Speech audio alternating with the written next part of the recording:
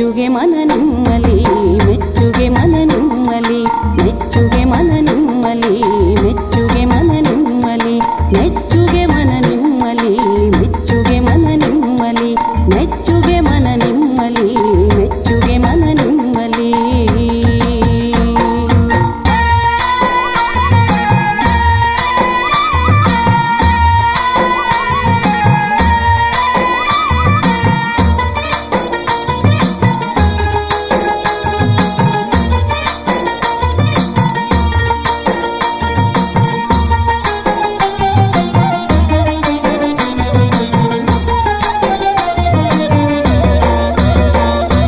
ಸಲಹುಗೆ ಮನ ನಿಮ್ಮಲಿ, ಸೋಲುಗೆ ಮನ ನಿಮ್ಮಲಿ, ಸಲಹುಗೆ ಮನ ನಿಮ್ಮಲಿ, ಸೋಲುಗೆ ಮನ ನಿಮ್ಮಲಿ, ಅಳಲುಗೆ ಮನ ನಿಮ್ಮಲಿ, ಅಳಲುಗೆ ಮನ ನಿಮ್ಮಲಿ.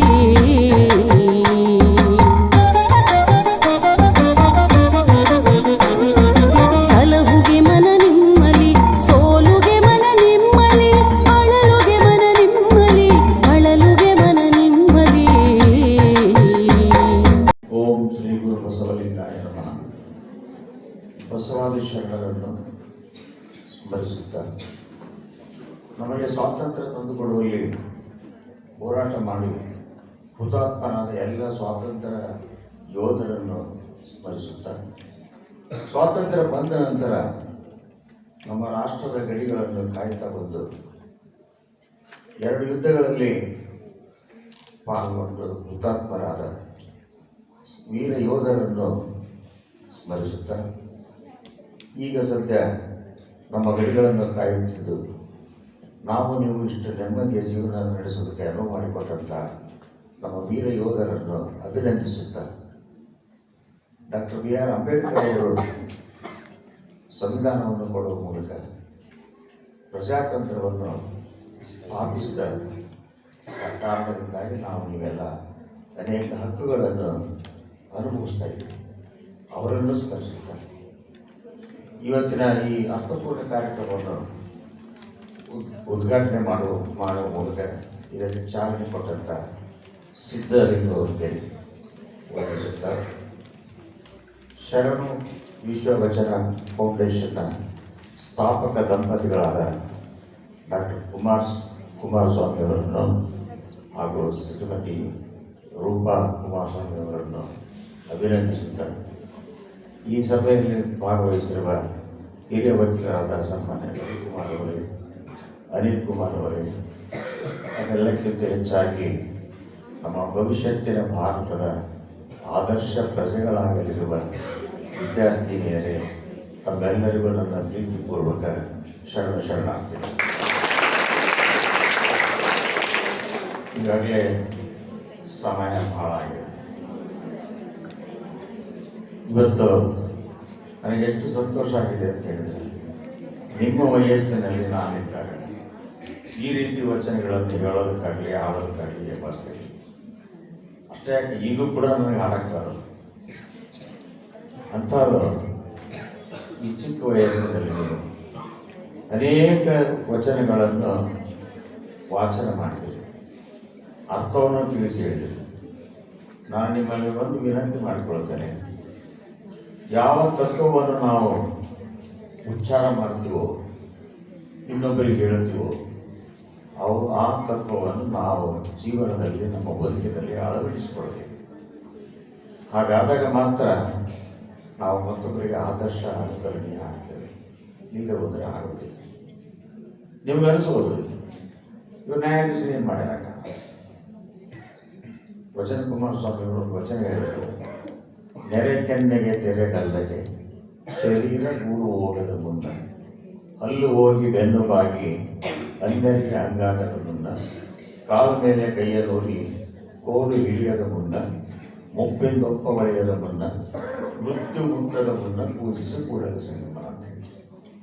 ನಾನು ಫಸ್ಟ್ ಇಯರ್ BSc ಡಿಗ್ರಿ ಓದುವಾಗ ಇದು ನಮ್ಮ ನಾಟಿಕೆ ಟೆಕ್ಸ್ಟ್ನಲ್ಲಿ ಪಠ್ಯಕ್ರಮ ಇತ್ತು.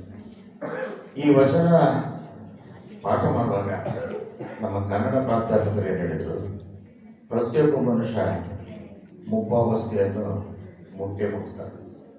ಮುಪ್ಪನ್ನು ಮುಂದೂಡಿ ಹೋದರೆ ಹೊರತು ಆರೋಗ್ಯವನ್ನು ಕಾಪಾಡಿಕೊಂಡು 60ಕ್ಕೆ ಬರೋದು 70ಕ್ಕೆ ಬರ್ಬೋದು, 70ಕ್ಕೆ ಬರೋದು 75ಕ್ಕೆ ಬರ್ಬೋದು.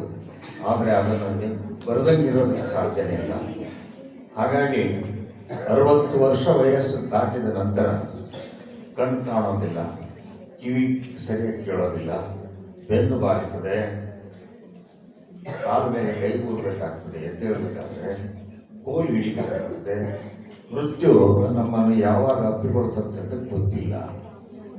ಆದ್ದರಿಂದ ಇದೆಲ್ಲ ಆಗೋದಕ್ಕಿಂತ ಮೊದಲು ಮೃತ್ಯು ಮುಟ್ಟದ ಮುನ್ನ ನಾವು ಸಾವಾಗೋದಕ್ಕಿಂತ ಮೊದಲು ಪೂಜಿಸು ಕೂಡಲ ಸಂಗಮ ಅಂತ ಹೇಳಿದ್ರೆ ಸಮಾಜದ ಋಣವನ್ನು ತೀರಿಸಬೇಕು ಅಂತ ಹೇಳಿದರು. ಪ್ರತಿಯೊಬ್ಬ ವ್ಯಕ್ತಿ ತಾಯಿಯ ಗರ್ಭದಲ್ಲಿದ್ದಾಗಲೇ ಸಮಾಜದ ಋಣದಿಂದ ಬೆಳೀತಾ ಬರ್ತಾನೆ. ಒಬ್ಬ ವೈದ್ಯರ ಹತ್ರ ಹೋಗ್ತೀರಿ, ಆ ವೈದ್ಯರ ಸಮಾಜದ ಒಂದು ಭಾಗ. ಅದು ಸರ್ಕಾರಿ ಆಸ್ಪತ್ರೆ ಆಗಿದ್ದರೆ ಸರ್ಕಾರ, ಖಾಸಗಿ ವೈದ್ಯರಾಗಿದ್ದರೆ ಅವರು ಫೀಸ್ ತಗೊಂಡ್ರು ಕೂಡ ಅವರು ಕಾಳಜಿ ಮಾಡಿ ನಮ್ಮ ಬೆಳೆಸ್ತಾರಲ್ಲ. ಆದ್ದರಿಂದ ಸಮಾಜದ ಋಣ ಪ್ರಾರಂಭ ಆಗ್ತದೆ. ಎಲ್ಲಿವರೆಗೆ ಇರ್ತದೆ ಇದು? ಸತ್ತಲಾಗೂ ಕೂಡ ಇರ್ತದೆ. ನಮ್ಮ ಪ್ರಾಣ ಹೋಯ್ತು ಅಂತ ಹೇಳಿದ್ರೆ ನಮ್ಮ ದೇಹಕ್ಕೆ ಅಂತ್ಯಕ್ರಿಯೆ ಮಾಡಬಾರದು ಸಮಾಜದ. ಹಾಗಾಗಿ ಆ ಸಮಾಜದ ಋಣವನ್ನು ತೀರಿಸಬೇಕು. ಏನು ಹೇಳಿದ್ರು ನಮ್ಮ ಸರ್ ಅವಾಗ, 60 ವರ್ಷ ದಾಟಿತ್ತು ಅಂದರೆ ಭಗವಂತ ಕೊಟ್ಟ ಒಂದೊಂದು ದಿನದ ಆಯುಷ್ಯ ಸಮಾಜಕ್ಕಾಗಿ ಬಳಸು. ಕೇವಲ ನಿನಗಾಗಿ, ನಿನ್ನ ಹೆಂಡತಿ ಮಕ್ಕಳಿಗಾಗಿ, ನಿನ್ನ ಕುಟುಂಬಕ್ಕಾಗಿ ಬಳಸಬೇಡ. ಸಮಾಜಕ್ಕಾಗಿ ಬದುಕು, ದೇಶಕ್ಕಾಗಿ ಬದುಕು ಅಂತ ಹೇಳಿದರು. ಅದು ನಾನು ಹೈಕೋರ್ಟ್ ಜಡ್ಜ್ ಆದಮೇಲೆ ಹೈಕೋರ್ಟ್ ಜಡ್ಜರಿಗೆ ನಿವೃತ್ತಿ ವಯಸ್ಸು 62, ಜಿಲ್ಲಾ ನ್ಯಾಯಾಧೀಶರಾಗಿ ನಿವೃತ್ತಿ ಆದ 60 ವರ್ಷ, ಬೇರೆ ಸರ್ಕಾರಿ ನೌಕರರಿಗೆಲ್ಲ 60 ವರ್ಷ ನಿವೃತ್ತಿ ವಯಸ್ಸು. ನಮಗೆ ಮಾತ್ರ 62. 60 ಮುಗಿಯೋದ್ರೊಳಗಾಗಿ ಈ ವಚನವನ್ನು ನಾನು ಕೇಳಿದ್ದೆ, ಅರ್ಥ ಮಾಡಿಕೊಂಡಿದ್ದೆ, ಅದನ್ನು ದಾಖಲಿಸಿ ಜೀವನದಲ್ಲಿ ಪಾಲಿಸಬೇಕು ಅಂತ ನೆನಪಿನಲ್ಲಿ ಇಟ್ಕೊಂಡಿದ್ದ ಬರಹದಲ್ಲಿ ಇಟ್ಟಿದ್ದೆ. ಸಂದರ್ಭ ಬಂದಾಗ ನಾನು ಅದನ್ನು ಪಾಲಿಸಿದೆ.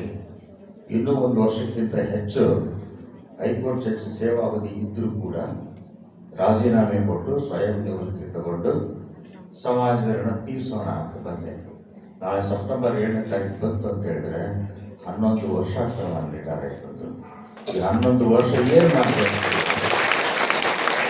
ಹೈಕೋರ್ಟ್ ನ್ಯಾಯಾಧೀಶರಾಗಿ ನಿವೃತ್ತಿ ಆದವರು ಅಥವಾ ಜಿಲ್ಲಾ ನ್ಯಾಯಾಧೀಶರಾಗಿ ನಿವೃತ್ತಿ ಆದವರು ಅಥವಾ ಇನ್ಯಾವುದೇ ನೌಕರಿಯಿಂದ ನಿವೃತ್ತಿ ಆದವರು ಇನ್ನೊಂದು ಏನಾದರೂ ಕೆಲಸ ಹುಡುಕ್ತಾರೆ.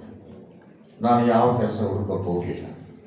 ನಾನು ಸಮಾಜದ ಋಣವನ್ನು ತೀರಿಸಿದರೆ ಸಮಾಜ ನನ್ನ ಮಕ್ಕಳಿಗೆ ಒಳ್ಳೆಯ ಆಶೀರ್ವಾದ ಮಾಡ್ತದೆ ಅನ್ನೋ ಭಾವನೆ ಇಟ್ಕೊಂಡು ಅದನ್ನು ಜೀವನದಲ್ಲಿ ಬದುಕಿನಲ್ಲಿ ಆಚರಣೆಯಲ್ಲಿ ತರಬೇಕು ಅಂತೇಳಿ ರಾಜೀನಾಮೆ ಕೊಟ್ಟು 11 ವರ್ಷ ಹೊತ್ತು ಸಂಚಾರ ಮಾಡ್ತಾ ಎಲ್ಲ ಶಾಲಾ ಕಾಲೇಜುಗಳಿಗೆ ರಾಜ್ಯಾದ್ಯಂತ ಸಂಚಾರ ಮಾಡಿ ಅವರಿಗೆ ಪ್ರಜ್ಞೆ ಮೂಡಿಸಬೇಕು, ಸಾರ್ವಜನಿಕ ಪ್ರಜ್ಞೆ ಮೂಡಬೇಕು, ಸಾಮಾಜಿಕ ಪ್ರಜ್ಞೆ ಮೂಡಬೇಕು, ದೇಶದ ಬಗ್ಗೆ ಅಭಿಮಾನ ಕಾಣುವಂಥ ಯುವಜನರನ್ನು ತಯಾರು ಮಾಡಬೇಕು. ಇದರ ಜೊತೆಗೆ ವಿವೇಕಾನಂದರು ಒಂದು ಮಾತು ಹೇಳಿದ್ದಾರೆ, ನೀನು ಗಳಿಸಿದ ಜ್ಞಾನವನ್ನು, ಸರಿಯಾಗಿ ಕೇಳಿದ್ರೆ, ನೀನು ಗಳಿಸಿದ ಜ್ಞಾನವನ್ನು ದೇಶದ ಒಳಿತಿಗಾಗಿ ಬಳಸದಿದ್ದಲ್ಲಿ ನೀನೇ ಪ್ರಥಮ ದೇಶದ್ರೋಹಿ. ನೀವು ಎಷ್ಟಾದರೂ ಕಡಿಮೆ ಜ್ಞಾನ ಗಳಿಸಿರಿ, SSLCಗೆ ದಾಟಿರಲಿ, ಡಿಗ್ರಿ ಮುಗಿಸ್ತಿರಲಿ, ಯಾವುದಾದ್ರು ನೌಕರಿ ಮಾಡದಿರಲಿ, ಇಷ್ಟೋ ನೀವು ಜ್ಞಾನ ಗಳಿಸಿರ್ತೀರಲ್ಲ, ಆ ಜ್ಞಾನವನ್ನು ದೇಶದ ಒಳಿತಿಗಾಗಿ ಬಳಸಬೇಕು ಅಂತ ಹೇಳಿದರೆ ನಿಮ್ಮ ಕಿರಿಯರಿಗೆ, ನಿಮ್ಮ ಮುಂದಿನ ಪೀಳಿಗೆಯವರಿಗೆ ದೇಶದ ಬಗ್ಗೆ ತಿಳಿ ಹೇಳಬೇಕು, ಅವ್ರನ್ನ ಆದರ್ಶ ಪ್ರಜೆಗಳನ್ನಾಗಿ ರೂಪಿಸಬೇಕು ಅಂತ ಜವಾಬ್ದಾರಿ ಪ್ರತಿಯೊಬ್ಬರ ಮೇಲೆ ಇರ್ತದೆ. ಅದನ್ನು ಮಾಡಲಿಲ್ಲ ಅಂತ ಹೇಳಿದ್ರೆ ಮಾಡದೇ ಇರೋ ವ್ಯಕ್ತಿಯೇ ದೇಶದ್ರೋಹಿ, ಮೊದಲನೇ ದೇಶದ್ರೋಹಿ ಅಂತ ಹೇಳಿದ್ದಾರೆ. ಅದನ್ನು ಆಚರಣೆ ತರಬೇಕಂತೇಳಿ ನಾನು ಈ ಕೆಲಸ ಮಾಡಿದೆ. ಭಗವಂತ ನನಗೆ ಯೋಗ್ಯತೆ ಮೀರಿದ್ದ ಹುದ್ದೆ ಕೊಟ್ಟ, ಸ್ಥಾನಮಾನ ಕೊಟ್ಟ, ಅದರ ಉಪಯೋಗ ಮಾಡ್ಕೋಬೇಕಲ್ಲ. ನಾನು ಹೈಕೋರ್ಟ್ ಜಡ್ಜಾಗಿ ರಿಟೈರ್ ಆಗಿದ್ದೀನಿ ಅಂತೇಳಿ ಬರೀ ಆಸ್ತಿ ಮಾಡ್ತಾ ಹೋದರೆ, ಇನ್ನೊಂದು ಮಾಡ್ತಾ ಹೋದರೆ ಸರಿಯಲ್ಲ ಅಂತೇಳಿ ಅದನ್ನೆಲ್ಲ ಬಿಟ್ಟು ಕಡೆ ಬಂದೆ. ಈಗ ಇನ್ನೊಂದು ನಾನು ಆಚರಣೆಯಲ್ಲಿ ತಂದಿದ್ದು ಅಂತ ಹೇಳಿದ್ರೆ, ಛಲಬೇಕು ಶರಣಗೆ ಪರಧನವನ್ನು ಒಳ್ಳೆಯದಪ್ಪ. ಇವತ್ತು ಯಾರು ಹೇಳಿಲ್ಲ, ಗೊತ್ತಾಯ್ತಲ್ಲ ನಿಮಗೆ? ಪರಧನ ಬೇಡ ಅನ್ನೋ ಛಲ ಇರಬೇಕು ಮನುಷ್ಯನಿಗೆ ಅಂತ, ಶರಣೆಗೆ. ಹಾಗಾದ್ರೆ ಪರಧನ ಅಂದ್ರೆ ಯಾವ್ದು ಕಲ್ತೀರಿ ಹೇಳ್ರಿ? ಯಾರು ಹೇಳ್ತೀರಿ? ಬೇರೆಯವರು. ಬೇರೆಯವರಂದ್ರೆ ಯಾರು? ಬೇರೆಯವರಂದ್ರೆ ಯಾರು ಹೇಳ್ರಿ? ಅಮ್ಮ, ಬೇರೆಯವ್ರ ದನಕ್ಕೆ ಪರಧನ ಅಂತೀವಿ ಅಂತ ಹೇಳಿ. ದನ ಅಂದ್ರೆ ಸಂಪತ್ತು ಬಂತು, ಮನೆ ಬಂತು, ಜಮೀನು ಬಂತು, ದುಡ್ಡು ಬಂತು, ಬೆಳ್ಳಿ ಬಂಗಾರ ಎಲ್ಲ ಬಂತು. ಅದು ಬೇರೆಯವ್ರ ದನ ನನಗೆ ಬೇಡ ಅನ್ನೋ ಛಲ ಇರಬೇಕು ಅಂತ ಹೇಳಿದ್ರು. ಬೇರೆಯವರಂತ ಯಾರಿಗೆ ಅಂತೀರಿ ಅಂತ ಕೇಳಿದ್ರು. ಯಾರಿಗೆ ಅಂತೀರಿ? ಹೇಳ್ರಮ್ಮ, ನೀವು ಸರಿ ಕಂಡು ಹೇಳ್ರಿ. ನಮ್ಮನ್ನ ಬಿಟ್ಟು ಬೇರೆ, ಹಾ, ನಮ್ಮನ್ನ ಬಿಟ್ಟು ಉಳಿದವರೆಲ್ಲರೂ ಬೇರೆಯವರು. ಅಪ್ಪ ಅಮ್ಮ ಸಂಬಂಧನೇ ಇಲ್ಲ. ಅಪ್ಪ ಅಮ್ಮ ಬೇರೆಯವರ ಅಲ್ಲ, ಅಪರಿಚಿತರ ಹಾ? ಅವ್ರೇನು ಅಪರಿಚಿತರು. ಅಪ್ಪ ಅಮ್ಮ ಬೇರೆಯವರಲ್ಲ. ಹೌದಾ ಅಂತ ಹೇಳ್ರಿ. ಹೌದಂತೇಳಿ ಅಲ್ಲ ಅಂತೇಳಿ. ಆದ್ರೆ ನಾನು ಹೇಳ್ತೇನೆ, ಬೇರೆಯವರು ಅಂದ್ರೆ ನನ್ನನ್ನು ಬಿಟ್ಟು ಉಳಿದವರೆಲ್ಲರೂ ಬೇರೆಯವರೇ. ತಾತ ಗಳಿಸಿದ ಆಸ್ತಿ ಇದ್ರು ಕೂಡ ಅದು ಪರಧನ. ಅಪ್ಪ ಗಳಿಸಿಕೊಟ್ಟ ಆಸ್ತಿ ಇದ್ರು ಅದು ಪರಧನ. ಲಾಟರಿಯಿಂದ ಬಂದಿದ್ದಾದ್ರೂ ಪರಧನ. ಶ್ರಮರಹಿತವಾಗಿ ಯಾವುದೇ ಮೂಲದಿಂದ ಬಂದಿತ್ತು ಅಂತ ಹೇಳಿದ್ರೆ ಅದಕ್ಕೆ ನಾವು ಪರಧನ. ಅರ್ಥ ಆಗ್ತದಲ್ಲ? ಶ್ರಮರಹಿತವಾಗಿ ಅಂದ್ರೆ ಕಷ್ಟಪಡದೆ, ನಾವೇನು ಕಷ್ಟಪಡದೆ. ಈಗ ನನ್ನ ತಾತನ ಆಸ್ತಿ ನಾನು ತಗೊಂಡೆ ಅಂದ್ರೆ ಆತ ಕಷ್ಟಪಟ್ಟು ಕೊಡೋದನ್ನ ನಾನು ಪುಕ್ಕಟ್ಟು ತಗೊಂಡೆ, ಅದೇನಾಯ್ತು? ಪರಧನ. ಆದ್ರಿಂದ ಈ ವ್ಯಾಖ್ಯೆ ಇಟ್ಕೊಂಡು ನಮ್ಮ ತಾತ ಗಳಿಸಿದ ಆಸ್ತಿಯಲ್ಲಿ ಕೋಟಿಗಟ್ಟಲೆ ಆಸ್ತಿ, ಕಮ್ಮಿ ಏನಲ್ಲ. Rice mill, oil mill, ginning factory, ಹೊಲ, ಗದ್ದೆ ಎಲ್ಲ ಇದೆ. ಅವೆಲ್ಲವನ್ನು 5 ಜನ ತಮ್ಮಂದರಿಗೆ ನೀವು ತಗೊಳ್ರಪ್ಪ, ನೀವು ತಗೊಂಡು ಉಳಿಸಿದ್ರಿಂದ ನನ್ನ ಮಕ್ಕಳಿಗೆ ಕೊಟ್ಬಿಟ್ರೆ. 3 ಜನ ಮಕ್ಕಳು, 2 ಗಂಡು ಮಕ್ಕಳು, 1 ಹೆಣ್ಮಗಳು.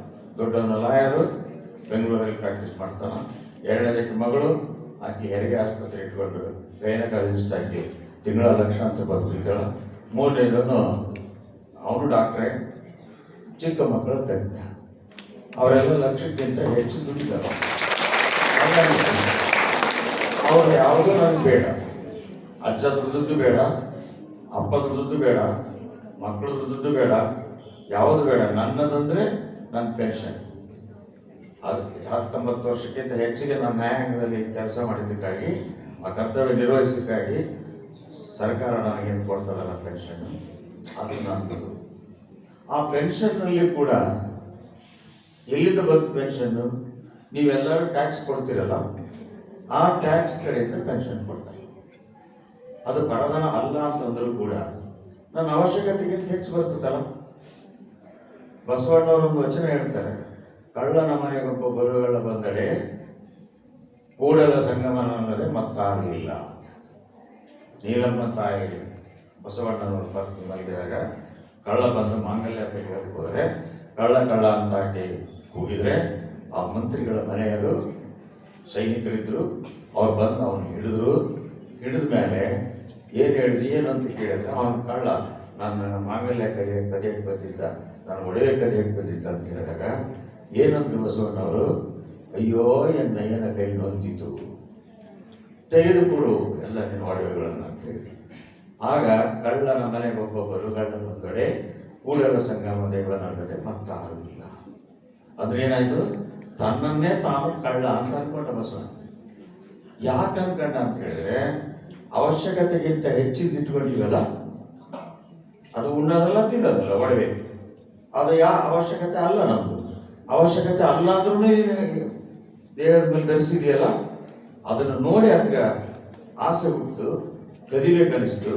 ಆದ್ದರಿಂದ ನಾನೊಬ್ಬ ಕಳ್ಳ, ಆತ ಬರುಗಳ್ಳ ಅಂತ ಹೇಳಿದ್ರೆ ಆತನೇ ಕೂಡಲ ಸಂಗಮ ದೇವ. ಅಂದರೆ ಕಳ್ಳನಲ್ಲಿ ಕೂಡಲ ಸಂಗಮ ದೇವರನ್ನು ಕಂಡ ಬಸವಣ್ಣ. ಇದನ್ನು ನಾವು ಆಚರಣೆ ತರಬೇಕಲ್ಲ. ಆಚರಣೆ ತಂದರೆ ಮಾತ್ರ ನಾವು ಶರಣ ತತ್ವ ಆಚರಣೆ ತಂದಂಗೆ ಆಗ್ತದೆ. ಹಾಗಾಗಿ ನಾನು ಯಾವುದನ್ನು ನಾನು ಇಟ್ಕೊಂಡಿಲ್ಲ.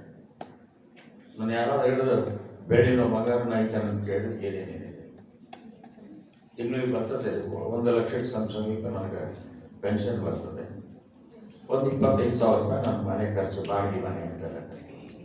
ಉಳಿದದ್ದೆಲ್ಲ ಅಡ್ಡಾಡೋದಕ್ಕೆ ಎಲ್ಲ ಕಡೆ ಸಂಚಾರ ಮಾಡೋದಕ್ಕೆ ಖರ್ಚು ಮಾಡ್ಕೊಂಡು ಕೆರೆಯ ನೀರನ್ನು ಕೆರೆ ಎತ್ತಲ್ಲಿ ವರವ ಪಡೆಯಿರಿ ಅಂತ ಹೇಳ್ತಾರಲ್ಲ ದಾಸರು. ಹಾಗೆ ಸಾರ್ವಜನಿಕರ ಸೊತ್ತಿನಿಂದ ಬಂದಂಥ ಪೆನ್ಷನ್ನಲ್ಲಿ ಹೆಚ್ಚಿನ ಅಂಶವನ್ನು ನಾನು ಸಮಾಜಕ್ಕಾಗಿ ಖರ್ಚು ಮಾಡಬೇಕು, ನಿಮಗೆಲ್ಲ ತಿಳಿ ಹೇಳೋದಕ್ಕಾಗಿ ಅಡ್ಡಾಡಬೇಕು. ಆ ಕಾರಣ ಅದನ್ನು ನಾನು ನಿಮ್ಮಲ್ಲಿ ಹೇಳ್ತಾ ಇದ್ದೀನಿ. ಒಂದು ಹೇಳಿದ್ರು, ಆಲಿಸು ಅಂದರೆ ಲಕ್ಷ ಕೊಟ್ಟು ಕೇಳು. ಎರಡನೇ ಮಾತು ಅರ್ಥೈಸು, ಅರ್ಥ ಮಾಡಿಕೊಳ್ಳು. ಯಾವ ಮಾತನ್ನು ನೀವು ಲಕ್ಷ ಕೊಟ್ಟು ಕೇಳಿರ್ತೀರಿ, ಯಾವ ವಚನವನ್ನು ಕೇಳಿರ್ತೀರಿ, ಯಾವ ವಚನವನ್ನು ನೀವು ಪಠಣ ಮಾಡಿರ್ತೀರಿ, ಅದನ್ನು ಸರಿಯಾದ ರೀತಿಯಾಗಿ ಅರ್ಥ ಮಾಡಿಕೊಳ್ಳಿ. ಅರ್ಥ, ಅನರ್ಥ, ಅಪಾರ್ಥ ಅಂತ ಹೇಳ್ತಾರೆ. ಒಂದು ಚಿಕ್ಕ ಉದಾಹರಣೆ ನಿಮ್ಗೆ ಹೇಳ್ಬೇಕಂತ ಹೇಳಿದ್ರೆ, ಒಬ್ಬ ಡಾಕ್ಟರ್ ಕುಡಿತದ ಬಗ್ಗೆ ಮಾತಾಡಿ, ಕುಡಿತದ ಬಗ್ಗೆ ಉಪನ್ಯಾಸ ಕೊಟ್ಟು ಅವ್ರಿಗೆ ಹೇಳಿದ್ರು ಎಷ್ಟು ಕೆಟ್ಟ ಅನ್ನೋದ್ರ ಬಗ್ಗೆ ಒಂದು ಅರ್ಧ ಗಂಟೆ ಉಪನ್ಯಾಸ ಕೊಟ್ಟರು. ಉಪನ್ಯಾಸ ಕೊಟ್ಟ ಮೇಲೆ ನಾನು ಹೇಳಿದ್ದೆಲ್ಲ ಗೊತ್ತಾಯ್ತಲ್ಲ ನಿಮ್ಗೆ, ಕುಡಿತದಿಂದ ಎಷ್ಟು ಅನಾಹುತ ಆಗ್ತದೆ ಅಂತ ಗೊತ್ತಲ್ಲ ಅಂತ ಕೇಳಿದ್ರು. ಏನಂದ್ರು ಗೊತ್ತಾಯ್ತ್ರಿ ಅಂತ ಹೇಳಿ, ಆದರೂ ನಿಮಗೊಂದು ಪ್ರಯೋಗ ಮಾಡಿ ತೋರಿಸ್ತೇನೆ ಅಂದರು. 2 ಗ್ಲಾಸ್ ತರಿಸಿದ್ರು. ಒಂದು ಗ್ಲಾಸ್ನಲ್ಲಿ ಶುದ್ಧವಾದ ನೀರು ಹಾಕಿದ್ರು. 2 ಹುಳ ತರಿಸಿದೆ, ಎರೆಹುಳು ಗೊತ್ತಲ್ಲ ನಿಮ್ಗೆ, ಆ ಎರೆಹುಳು ತರಿಸಿದ್ರು. ಆ ನೀರಿನ ಗ್ಲಾಸ್ನಲ್ಲಿ ಹಾಕಿದ್ರು. ಎಲ್ಲರಿಗೂ ತೋರಿಸಿದ್ರು. ಇದೇನು ಮಾಡ್ತದೆ ಅಂತ ಕೇಳಿದ್ರು. ತೇಲಾಡ್ತದೆ, ಈಜಾಡ್ತದೆ ಅಂತ ಹೇಳಿದ್ರು. ಇನ್ನೊಂದು ಗ್ಲಾಸ್ಗೆ ಅಲ್ಲಿ ಮಧ್ಯೆ ಇದೆ ನೋಡಿ, ಹೆಂಡನೋ ಸರ ಏನು ಅಂತೀವಲ್ಲ, ಅದನ್ನು ಹಾಕಿಸಿದ್ರು. ಅದರಲ್ಲಿ ಇನ್ನೊಂದು ಹುಳ ಹಾಕಿದ್ರು. ಒಂದು 2 ನಿಮಿಷ ತಡೆದು ಎಲ್ಲರಿಗೂ ತೋರಿಸಿದ್ರು. ಏನಾಗಿದೆ ಹುಳ ಅಂತ ಕೇಳಿದ್ರು. ಏನು ಹೇಳಿರ್ಬೇಕು ಅವರು? ಸತ್ತೋಗಿರ್ಬೇಕು, ಸತ್ತೋಗಿದೆ ಅಂತ ಕೇಳಿದ್ರು. ಈಗ ಅರ್ಥ ಆಯ್ತಲ್ಲ, ಹೆಂಡ ಕುಡಿಯೋದ್ರಿಂದ ಎಷ್ಟು ಅನಾಹುತ ಆಗ್ತಕ್ಕಂತ ನಿಮಗೆಲ್ಲ ಗೊತ್ತಾಯ್ತಲ್ಲ ಅಂತ ಕೇಳಿದ್ರು. ಗೊತ್ತಾಯ್ತು ಅದು. ಏನು ಗೊತ್ತಾಯ್ತು, ಏನು ಅರ್ಥ ಮಾಡ್ಕೊಂಡ್ರಿ ಹೇಳ್ರಿ ಅಂತ ಕೇಳಿದ್ರು. ಏನಿಲ್ರಿ ಡಾಕ್ಟ್ರೆ, ಹೆಂಡ ಕುಡಿಯೋದ್ರಿಂದ ಹೊಟ್ಟೆಗಿದ್ದುಗಳೆಲ್ಲ ಸತ್ತೋಡ್ತಾವೆ. ಇದು ಅರ್ಥ ಮಾಡ್ಕೊಳ್ಳೋ ರೀತಿ. ನಾನು ಜಿಲ್ಲಾ ನ್ಯಾಯಾಧೀಶನಾಗಿದ್ದಾಗ ಕಾನೂನು ಸೇವಾ ಪ್ರಾಧಿಕಾರ ಅಂತ ಹೊಂದಿದೆಯಲ್ಲ, ಜಿಲ್ಲಾ ಮಟ್ಟದಲ್ಲಿ ಇರ್ತದೆ, ತಾಲೂಕು. ನಾವೇನು ಮಾಡ್ತೀವಿ, ಜನರಿಗೆ ಕಾನೂನು ಬಗ್ಗೆ ಮಾಹಿತಿ ಕೊಡಬೇಕು, ತಿಳಿ ಹೇಳಬೇಕು. ಜೀವನಾಂಶದ ಬಗ್ಗೆ ಮಾತಾಡುವಾಗ ನಮ್ಮ ಉಪನ್ಯಾಸಕರು, ನಮ್ಮ ರವಿಕುಮಾರ್ ಸರ್ ಅಂತ ವಕೀಲರು ಏನು ಹೇಳಿದ್ರು, ನೀವು ಯಾರಿಗೂ 2ನೇ ಹೆಂಡತಿ ಅಂತ ಕೊಡಬೇಡ್ರಿ. ಯಾಕೆ ಅಂತ ಕೇಳಿದ್ರೆ, 2ನೇ ಹೆಂಡತಿಗೆ ಗಂಡ ಕೈ ಬಿಟ್ಟ ಅಂದರೆ ಜೀವನಾಂಶ ಕೇಳೋ ಹಕ್ಕಿಲ್ಲ. ಕಾನೂನುಬದ್ಧವಾಗಿ 1ನೇ ಹೆಂಡತಿಗೆ ಮಾತ್ರ ಜೀವನಾಂಶ ಕೇಳೋ ಹಕ್ಕಿದೆ, 2ನೇ ಹೆಂಡತಿಗೆ ಹಕ್ಕಿರೋದಿಲ್ಲ. ಆಗ ಗಂಡ ಸತ್ತರೆ 2ನೇ ಹೆಂಡತಿಗೆ ಭಾಗನೂ ಸಿಗಂಗಿಲ್ಲ. 1ನೇ ಹೆಂಡತಿಗೆ ಮಾತ್ರ ಸಿಗ್ತದೆ, 2ನೇ ಹೆಂಡತಿಗೆ ಸಿಗಂಗಿಲ್ಲ. ಆದ್ದರಿಂದ ನೀವು ಕೊಡಬೇಡ ಅಂತ ತಿಳಿಸಿದ್ರು.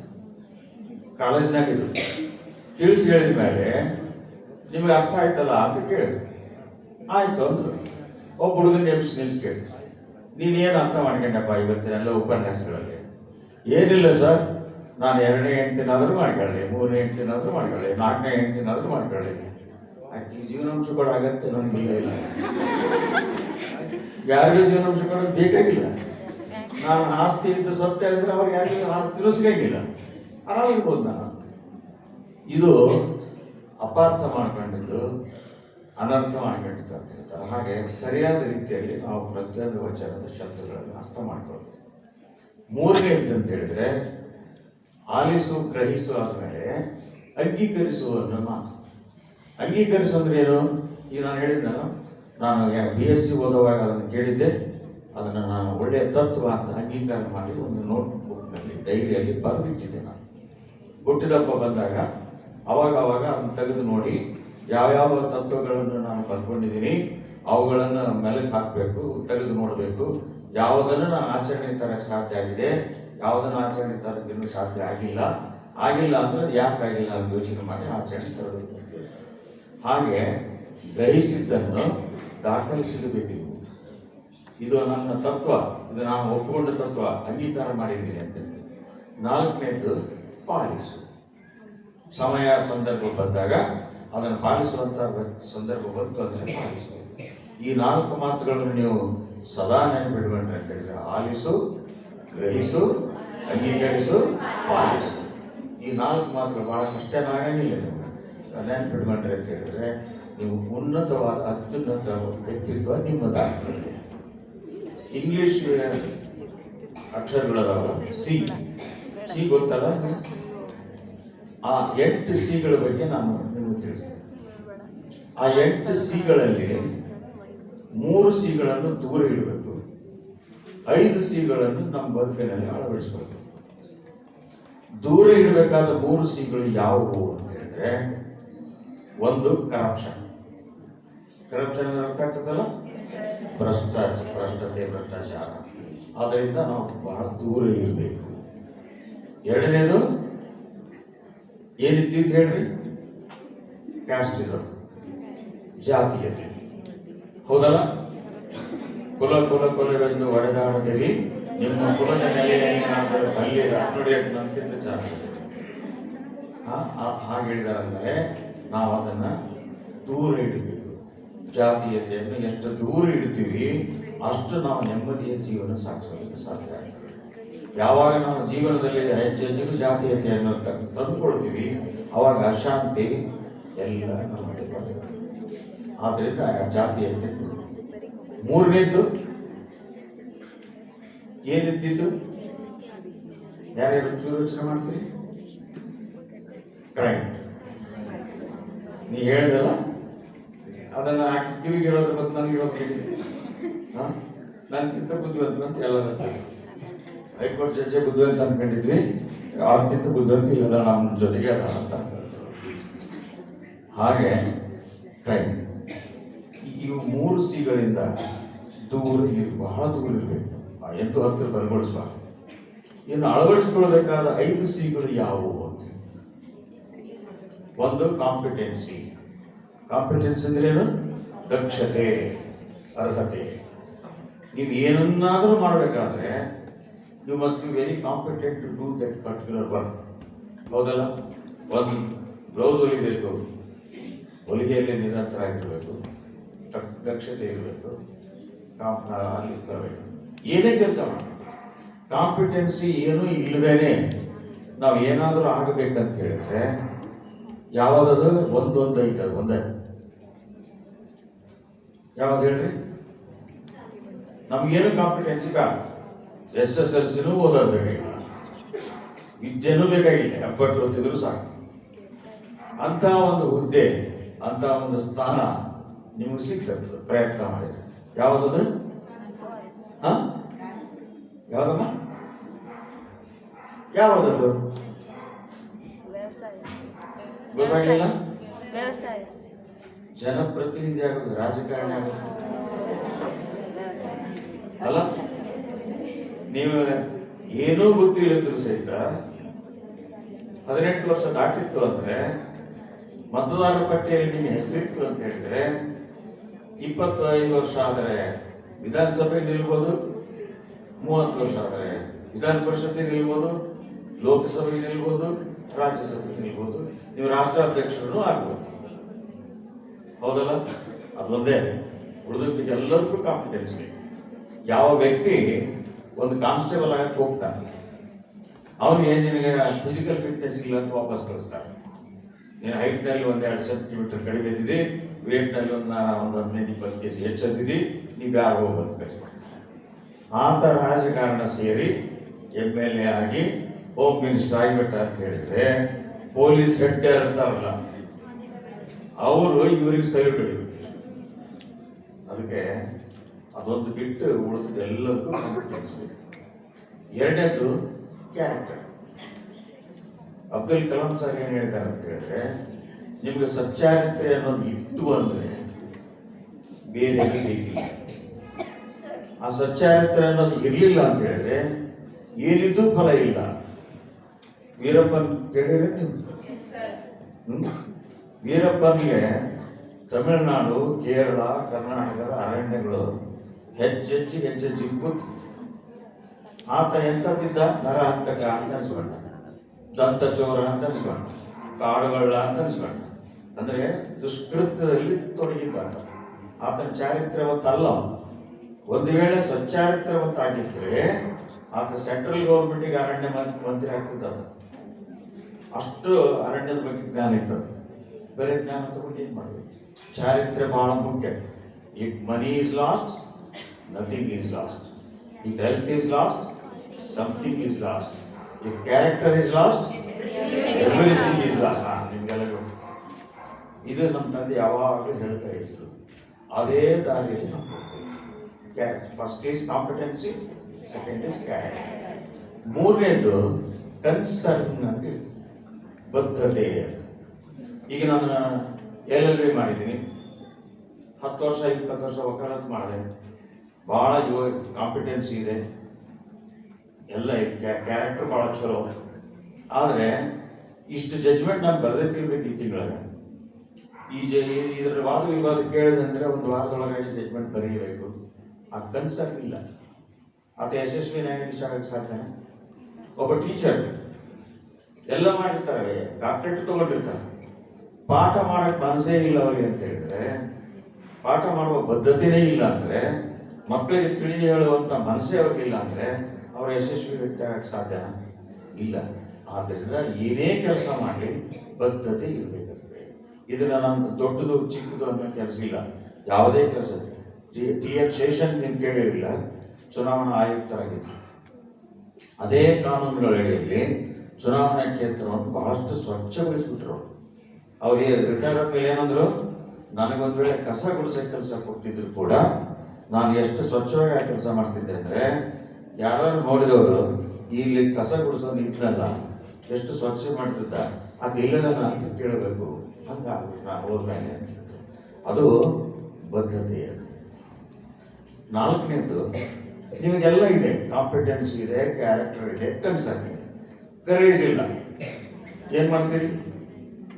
ನನಗೆಲ್ಲ ಆದವೆ, ಒಂದೊಂದು ಪೋಸ್ಟ್ ಸಿಕ್ತು. ಇವತ್ತು ನಾನು ಅವನಿಗೆ ಜೀವವಾದ ಶಿಕ್ಷೆ ಕೊಟ್ಟರೆ ಆತನ ಕಡೆಯವರು, ಆತನ ಗುಂಪಿನವರು, ನಾನು ಎಲ್ಲಾದ್ರೂ ವಾಕಿಂಗ್ ಹೋಗುವಾಗ ನನಗೇನಾದರೂ ಮಾಡಿಡ್ಯಾರ ಅನ್ನೋ ಭಯ ಇದ್ದರೆ, ನನ್ನ ಹೆಂಡತಿ ಮಕ್ಕಳನ್ನು ಕಿಡ್ನಾಪ್ ಮಾಡಿಡ್ಯಾರ ಅನ್ನೋ ಭಯ ಇದ್ದರೆ ನಾನು ಏನಾದರೂ ಮಾಡೋಕ್ಕೆ ಸಾಧ್ಯ? Success comes to only strong persons, seldom goes to timids ಅಂತ. Success victory seldom goes to timids, success seldom goes to timids. Seldom goes to ಭಾಳ ಖಚಿತವಾಯಿತು. ಆ ಧೀರ ಇದ್ದರೆ ಮಾತ್ರ ಅವನು ಸಾಧನೆ ಮಾಡೋಕ್ಕೆ ಸಾಧ್ಯ, ಇಲ್ಲದ್ರೆ ಸಾಧ್ಯ ಇಲ್ಲ. ನಾಲ್ಕನೇದಾದ್ಮೇಲೆ ಐದನೇದು ಕಂಪ್ಯಾಷನ್. COMPASSIY. ಕಂಪ್ಯಾಷನ್ ಅಂದರೆ ದಯೆ, ಅಂತಃಕರಣ, ಸಹಾನುಭೂತಿ. ನೌಕರಿ ಏನು ಕೆಲಸ ಮಾಡ್ತಾರೆ ಅಂದರೆ, ನಮ್ಮ ತಂದೆ ತೀರೋದನ್ರಿ ಕಂಪ್ಯಾಷನ್ ಮೇಲೆ ನನಗೆ ನೌಕರಿ ಸಿಗ್ತೀರಿ ಅಂತ. ಅದು ದಯೆ, ಅಂತಃಕರಣ, ಸಹಾನುಭೂತಿ. ಎಲ್ಲರೂ ಇದು ಬೇಸ್ಮೆಂಟು, ಗೋಡೆ, ಗೋಪುರ ಆಯಿತು ಅಂತ ಹೇಳಿದ್ರೆ, ಆ ಕಂಪ್ಯಾಷನ್ ಅನ್ನೋದು ಏನಾಯ್ತು, ದಯಾಗುಣ, ಕ್ಷಮಾಗುಣ ಅದೇನೈತಲ್ಲ, ಅದು ಕಳಸ ಇಟ್ಟು ಹಾಗೆ. ಅದಕ್ಕೆ ಬಸವಣ್ಣವ್ರು ಹೇಳಿದ್ದು, ದಯವೇ ಧರ್ಮದ ಮೂಲ. ಅದು ಇರಬೇಕು. ವಿಷ ಇರದವರಿಗೆ ಹಾಲು ಎರಿಬೇಕು ಅಂತ ಹೇಳಿ. ನಾಗರ ಪಂಚಮಿ ಹಬ್ಬ ಯಾಕೆ ಮಾಡ್ತಾರಂದ್ರೆ, ಹಾವು ವಿಷಯುಕ್ತ ಪ್ರಾಣಿ, ಅದು ನಮ್ಮನ್ನು ಕಚ್ಚಿದ್ರೆ ನಾವು ಸಾಯ್ತೀವಿ. ಆದರೂ ಕೂಡ ಆ ವಿಷಯುಕ್ತ ಪ್ರಾಣಿಯನ್ನು ನಾವು ಸಾಕಬೇಕು, ಅದಕ್ಕೂ ಬಿಡಬೇಕು, ಜೀವಿತವಾಗಿರೋದು ಬಿಡಬೇಕಂತೇಳಿ ಸಕಲ ಜೀವಾತ್ಮರಿಗೆ ಲೇಸನೆ ವಹಿಸುವಂಥ ಬಸವಣ್ಣ ಹೇಳಿದ ಅಂತ ಹಾಗೆ. ಇಷ್ಟು ನಿಮ್ಗೆ ಅತ್ಯುನ್ನತ ವ್ಯಕ್ತಿತ್ವ ಬೇಕಿತ್ತು ಅಂತ ಹೇಳಿದ್ರೆ ಇದಿರಬೇಕು. ಇವತ್ತು ನೀವು ಒಂದು ನಿರ್ಣಯ ಮಾಡಬೇಕು. ಏನು? ಸ್ಪಷ್ಟವಾದ ನಿರ್ದಿಷ್ಟವಾದ ಗುರಿ ಹೊಂದಿ ಅದನ್ನು ಸಾಧಿಸೇ ತೀರ್ತೀನಿ ಅನ್ನೋ ಛಲ ಇಟ್ಕೊಂಡು ಕಠಿಣ ಪರಿಶ್ರಮ ಮಾಡ್ತಾ ಅಚಲವಾದ ಆತ್ಮವಿಶ್ವಾಸದೊಂದಿಗೆ ಸತತ ಅಧ್ಯಯನ ಮಾಡ್ತಾ ಗುರಿಯ ಕಡೆಗೆ ಪ್ರಯಾಣ ಮಾಡಿದರೆ, ಸಮಯವನ್ನು ಸಾರ್ಥಕ ರೀತಿಯಲ್ಲಿ ಬಳಸಿಕೊಂಡ್ರೆ, ಸೋಲನ್ನು ಗೆಲುವಿನ ಮೆಟ್ಟಿಲನ್ನಾಗಿ ಮಾಡಿಕೊಂಡ್ರೆ ಯಶಸ್ಸು ನಮಗೆ ನಮ್ಮ ಕಟ್ಟಿಟ್ಟ ಬುದ್ಧಿ. ಅಂಥ ವ್ಯಕ್ತಿ ಜಗತ್ತಿನಲ್ಲಿ ಒಬ್ಬನೇ ಒಬ್ಬರಿದ್ದಾನೆ. ಯಾರು ಅಂಥ ವ್ಯಕ್ತಿ? ಈ ಜಗತ್ತಿನಲ್ಲಿ ಒಬ್ಬನೇ ಒಬ್ಬರಿದ್ದಾನೆ. ಅವ್ರು ಯಾರು ಅಂತ ಕೇಳಿದ್ರೆ, ನಾನಂದ್ರೆ ಅರಳಿನಾಗಲ್ಲ. ನೀವು ನಿಮಗೆ ಎದು ತಟ್ಕೊಂಡು ಹೇಳಬೇಕು, ನಾನು ನನಗೆ ಅಸಾಧ್ಯತೆ ಇಲ್ಲೇ ಇಲ್ಲ. I can achieve the best, I can do the best. Victory is in my Fist. Fist ಅಂದ್ರೆ ಮುಷ್ಟಿ. ಯಶಸ್ಸು ಅನ್ನೋದು, ಜಯ ಅನ್ನೋದು ನನ್ನ ಮುಷ್ಟಿಯೊಳಗಿದೆ. ಯಾಕಂದ್ರೆ ನಾನು ಏನನ್ನಾದರೂ ಸಾಧಿಸಬಲ್ಲೆ. ಅಸಾಧ್ಯ ಅನ್ನೋ ಪದನೇ ನನ್ನಲ್ಲಿ ಇಲ್ಲ. ಹಾಗೆ ಅನ್ನೋದು ಸಾಧ್ಯವೆಂದರೆ ಸಾಧ್ಯ ಅಂತ. ಇದನ್ನು ನಾನು ಇಟ್ಕೊಂಡಿದ್ದರಿಂದಲೇ ನನ್ನ ವಿದ್ಯಾಭ್ಯಾಸ ಪೂರ್ಣಗೊಳ್ಳಿಲ್ಲ. ನಾನು BSc ಫಸ್ಟ್ ಇಯರ್ ಪಾಸ್ ಆದೆ. ಕೌಟುಂಬಿಕ ಜವಾಬ್ದಾರಿ ಹೊರಬೇಕಂತ ಕಾಲೇಜ್ ಬಿಡಬೇಕಾಯ್ತು. 2 ವರ್ಷ ಬಿಟ್ಟೆ. ಆಮೇಲೆ ನಾನು ಕನಿಷ್ಠ ಗ್ರ್ಯಾಜುಯೇಟರ್ ಆಗಲಿಲ್ಲಲ್ಲ ಅಂತ ಅನಿಸ್ತು. ಆವಾಗ BSc ಓದಿದ್ರೆ ನಮಗೆ ಲಾಭ ಏನಿಲ್ಲ. ವ್ಯವಹಾರ ಜ್ಞಾನ ಹೆಚ್ಚು ಬರಬೇಕಂದ್ರೆ ಈ ವ್ಯಾಪಾರಿಗಳು ನಾವೆಲ್ಲ ಕೃಷಿಕರು ಆರ್ಟ್ಸ್ ತಗೊಂಬಿಡೋಣ. ಎಕನಾಮಿಕ್ಸು, ಪೊಲಿಟಿಕಲ್ ಸೈನ್ಸು, ಸೋಷಿಯಾಲಜಿ ತಗೊಂಡು ಫಸ್ಟ್ ಇಯರ್ BSc ಇಂದ ಸೆಕೆಂಡ್ ಇಯರ್ BA ಅಡ್ಮಿಷನ್ ಕೊಟ್ಟರು. ನನಗೆ ಕರ್ನಾಟಕ ಯೂನಿವರ್ಸಿಟಿ ಕೊಟ್ಟರು. ನನಗೆಲ್ಲರೂ ಬೈದರು, ನೀವು ಎಕನಾಮಿಕ್ಸ್ ಕಲಿಗೆ ಗೊತ್ತಿಲ್ಲ ನಿಮಗೆ. BSc ಫಸ್ಟ್ ಇಯರ್ ಸೈನ್ಸ್ ಓದಿದ್ವಿ, ನೀನು ಹೆಂಗೆ ಪಾಸ್ ಆಗ್ತೀನಿ? ದೇವರಾಣೆ ಫೇಲ್ ಆಗ್ತೀನಿ. ಆಯ್ತು ಬಿಡು ನೋಡೋಣ ಅಂತೆ. ಆ ದೇವರಾಣೆ ಫೇಲ್ ಆಗ್ತಾನೋ ದೇವರಾಣೆ ಸಕ್ಸಸ್ ಆಗ್ತದೆ ನೋಡೋಣ. ನಥಿಂಗ್ ಈಸ್ ಇಂಪಾಸಿಬಲ್ ಅಂತ ನಾನು ಅಂದ್ಕೊಂಡಿದ್ದೀನಿ. ನಾನು ಅದನ್ನು ಮಾಡ್ತೀನಿ. ನಮ್ಮ ಸರ್ ಹೇಳಿ, ಎಕನಾಮಿಕ್ಸ್ ಪ್ರೊಫೆಸರ್, ನಾನು ಏನು PUC ಓದಿಲ್ಲ, ಫಸ್ಟ್ ಇಯರ್ ಡಿಗ್ರಿಯಲ್ಲಿ ಓದಿಲ್ಲ, ಹೌದು. ಆದರೂ ಹೊಸ ವಿಷಯ ಹೇಗೆ ಓದಬೇಕಂತ ನನಗೆ ತಿಳಿಸ್ಕೊಡ್ರಿ ಸರ್. ನಾನು ಓದ್ತೇನೆ, ಎಲ್ಲ ಹೊಸ ವಿಷಯಗಳನ್ನು ಓದ್ತೇನೆ. ನೀರಿನ ಮೇಲೆ ಹೇಗೆ ತೇಲಬೇಕು ಅನ್ನೋದನ್ನು ಗೊತ್ತು ಮಾಡ್ಕೊಂಡ ಮನುಷ್ಯ ನೀರಿಗೆ ಬಿದ್ದ ಅಂದರೆ ಆತನ ದೇಹದ ಕೆಳಗೆ 10 ಅಡಿ ನೀರಿದ್ರು ಅಷ್ಟೇ, 100 ಅಡಿ ನೀರಿದ್ರು ಅಷ್ಟೇ, ಇಲ್ಲ. ಇದನ್ನು ನನಗೆ ನಮ್ಮ ಗುರುಗಳು ಹೇಳ್ಕೊಟ್ಟಿದ್ರು. ನೀನು ಅಧೈರ್ಯ ಪಡೋದು ಬೇಕಾಗಿಲ್ಲ, ನಾನು ಆಗ್ಲಿಕ್ಕಿಲ್ಲ ಅಂತ ಅನ್ಕೊಳ್ಳೋದು ಬೇಕಾಗಿಲ್ಲ. ನೀನು ನೀರಿಗೆ ಬಿದ್ದಿದ್ದಿ, ತೇಲ್ತಿದ್ದಿ, ನೀನು ಕೆಳಗೆ ಎಷ್ಟು ನೀರು ಐತೆ ಅಂತ ಯೋಚನೆ ಮಾಡೇ ಬೇಡ. ನೀನು ಸುಮ್ಮನೆ ಹೋಗಿ ಇಳಿಸ್ತಾ ಹೋಗ್ಬೇಕು. 2 ವರ್ಷದಲ್ಲಿ ನಾನು BA ಪಾಸ್ ಆದ ಮೇಲೆ 7 ವರ್ಷ ಮತ್ತೆ ಕಾಲೇಜ್ ಬಿಟ್ಟು 7 ವರ್ಷದಲ್ಲಿ ವ್ಯವಸಾಯ, ವ್ಯಾಪಾರ, ರಾಜಕಾರಣ, ಸಮಾಜ ಕೆಲಸ ಇವೆಲ್ಲ ಮಾಡಿ ಮುಗಿಸಿ ಮದುವೆನೂ ಮಾಡ್ಕೊಂಡೆ. ಒಬ್ಬ ಮಗನೂ ಹುಟ್ಟಿದೆ. ಆ ಮಗ 1.5 ವರ್ಷ ನನ್ನ. ಅವಾಗ ನಾನು ಎಲ್ಲರಿಗೂ ಓದಕ್ಕೆ ಹೋದೆ. ಯಾಕೆ ಹೋದೆ ಅಂತ ಕೇಳಿದರೆ, ನಮ್ಮ ತಾತ ಗಳಿಸಿದ ಆಸ್ತಿ ಬರತನ, ಅದನ್ನು ನಾನು ಕೇಳಬಾರ್ದು. ನನ್ನ ಹೆಂಡತಿ ಮಕ್ಕಳನ್ನು ನನ್ನ ಗಳಿಕೆಯಲ್ಲಿ ಸಾಕಬೇಕು. ಹಾಗಾಗಿ ನಾನು ನನ್ನದೇ ಆದಂಥ ತಗೋಬೇಕು. ಅದಕ್ಕೆ ಇನ್ನೊಂದು ವಚನ ಪ್ರೇರಣೆ ಏನಂತ ಹೇಳಿದ್ರೆ, ಅದು ಹೇಳಿದ್ರೆ ಯಾರು ಅಲ್ವಪ್ಪಗಳ ವಚನ. ಭೂಮಿ ನಿನ್ನದಲ್ಲ, ಹೇಮ ನಿನ್ನದಲ್ಲ, ಕಾಮಿನಿ ನಿನ್ನವಳಲ್ಲ, ಅದು ಜಗತ್ತಿಕ್ಕಿದ ಮಾಯೆ. ನಿನ್ನೊಡವೆ ಎಂದರೆ ಜ್ಞಾನರತ್ನ ಮಾತ್ರ. ಅಂತಪ್ಪ ಜ್ಞಾನರತ್ನವನ್ನು ನೀನು ಧರಿಸಿದೆಯಾದರೆ ಗುಹೇಶ್ವರ ಲಿಂಗದಲ್ಲಿ ನಿನಗಿಂತ ಸಿರಿವಂತನಿಲ್ಲ. ಇದು ನನ್ನ ಮನಸ್ಸಿನ ಮೇಲೆ ಅಗಾಧವಾದ ಪರಿಣಾಮ ಬೀರಿತು. ಈ ಭೂಮಿ ನಂದಲ್ಲ, ಈ ಹೇಮ ಸಂಪತ್ತು, ಹಣ, ಒಡವೆ, ಮನೆ, ಇದು ಯಾವುದೂ ನಂದಲ್ಲ. ಮಾನಿನಿ ನಿನ್ನವಳ. ಮಾನಿನಿ ಅಂತ ಹೇಳಿದ್ರೆ ಹೆಂಡತಿ ಬಂತು, ಮಗಳು ಬಂತು, ಅಕ್ಕ ಬಂತು, ತಂಗಿ ಬಂತು, ಅವ್ರು ಯಾರು ನನ್ನವಲ್ಲ. ಹಾಗಾದ್ರೆ ನಿನ್ನದು ಅನ್ನೋದು ಏನು ಅಂತ ಹೇಳಿದ್ರೆ, ನೀನು ಗಳಿಸಿದ ಜ್ಞಾನ. ಆ ಜ್ಞಾನ ರತ್ನವನ್ನು ನೀನು ಧರಿಸಿದೆ ಅಂತ ಹೇಳಿದ್ರೆ, ನೀನು ಜಗತ್ತಿನಲ್ಲಿ ಗುಹೇಶ್ವರ ಲಿಂಗದಲ್ಲಿ ಅಂದರೆ ಈ ವಿಶ್ವ ಪ್ರಪಂಚ ಸೃಷ್ಟಿಯಲ್ಲಿ ನೀನೇ ಶ್ರೀಮಂತ. ಶ್ರೀಮಂತರಾಗೋದು ತಪ್ಪಲ್ಲ, ಆದರೆ ಇನ್ನೊಬ್ಬ ಜೋಗಿ ಕೈ ಹಾಕಿ ಶ್ರೀಮಂತ ಆಗತ್ತೆ ತಪ್ಪು. ಎಂಥವ್ರಿಗೆ ನಿಜವಾದ ಶ್ರೀಮಂತ ಅಂತಾರ? ಹಣ ಕೊಟ್ಟು ಕೊಂಡುಕೊಳ್ಳಲಾರದ ವಸ್ತುಗಳ ಒಡೆಯ ಇರ್ತಾರಲ್ಲ, ಅವನೇ ನಿಜವಾದ ಶ್ರೀಮಂತ. ಇದ್ದಲ್ಲಿಯೂ ಸಲ್ಲುವ, ಹೋಗಿದ್ದಲ್ಲೂ ಸಲ್ಲುವ ಅಂತ ವಿದ್ಯೆ ಬಲ್ಲಾತ. ಇದ್ದಲ್ಲಿನೂ ಸಲ್ತಾನೆ, ಹೋಗಿದ್ದಲ್ಲಿನೂ ಸಲ್ತಾನೆ ಅಂತ ಹೇಳಿದ್ರೆ, ಯಾಕಂದ್ರೆ ಯಾವಾಗಲೂ ನಮ್ಮ ಪ್ರಾಣದ ಜೊತೆಗೆ, ನಮ್ಮ ಉಸಿರಿನ ಜೊತೆಗೆ ನಮ್ಮ ಜ್ಞಾನ ಇರ್ತದೆ. ಈ ಊರೆಲ್ಲ ಆ ಊರೆಲ್ಲ ಇರ್ತವೆ. ಹಾಗೆ ನೀವು ಎಲ್ಲ 5 ಸಿಗಳನ್ನು ಅಳವಡಿಸಿಕೊಂಡು 3 ಸಿಗಳನ್ನು ಇರಬೇಕು. ಇನ್ನೊಂದು ಸ್ವಲ್ಪ ಒಂದಿಷ್ಟು ನಮ್ಮ ದೇಶದ ಬಗ್ಗೆ, ಸ್ವಾತಂತ್ರ್ಯ ದಿನಾಚರಣೆ ಎಲ್ಲ 75 ವರ್ಷ. 75 ವರ್ಷಗಳ ಅವಧಿಯಲ್ಲಿ ನಮ್ಮ ಭಾರತ ಸಾಧನೆ ಮಾಡಿದೆಯೋ ಮಾಡಿಲ್ಲೋ? ಅಭಿವೃದ್ಧಿ ಆಗಿದೆಯೋ ಇಲ್ವೋ? ಆಗಿದೆ. ಇವರು ಲಾಲ್ ಬಹದ್ದೂರ್ ಶಾಸ್ತ್ರೀಜಿಯವರಿದ್ದಾಗ ನಮಗೆ ಆಹಾರ ಎಷ್ಟು ಬೇಕು, ಆಹಾರದ ಅಷ್ಟಿರಲಿಲ್ಲ. ಹಾಗಾಗಿ ಅವರೇನಂದ್ರು, ಪ್ರತಿ ಸೋಮವಾರ ರಾತ್ರಿ ಒಂದು ಹೊತ್ತು ಉಪವಾಸ ಇರ್ರಿ, ದೇಶಕ್ಕಾಗಿ ಆಹಾರವನ್ನು ಉಳಿಸ್ರಿ ಅಂತ ಹೇಳಿ. ನಾವು ಅಮೇರಿಕಾದ ಮುಂದೆ ಭಿಕ್ಷಾ ಪಾತ್ರ ಇಟ್ಕೊಂಡು ನಿಲ್ಬೇಕಾಗಿತ್ತು, ನಮಗೆ ಗೋಧಿ ಕೊಡ್ರಿ ಅಂತ ಹೇಳಿತ್ತು. ಈಗೇನಾಗಿದೆ, ಹೊರ ರಾಜ್ಯಗಳಿಗೆ, ಹೊರ ರಾಷ್ಟ್ರಗಳಿಗೆ ನಾವು ದಾನ ಕೊಡ್ತೀವಿ, ಉಚಿತವಾಗಿ ಕೊಡ್ತೀವಿ, ಕಡಿಮೆ ರೇಟ್ ಕೊಡ್ತೀವಿ. ಆಹಾರ ಧಾನ್ಯಗಳನ್ನು ರಫ್ತು ಮಾಡುವ ಮುಖ್ಯವಾದ ರಾಷ್ಟ್ರಗಳಲ್ಲಿ ನಮ್ಮದು ಒಂದು. ಅಷ್ಟು ಸಾಧನೆ ಮಾಡಿದ್ವಿ.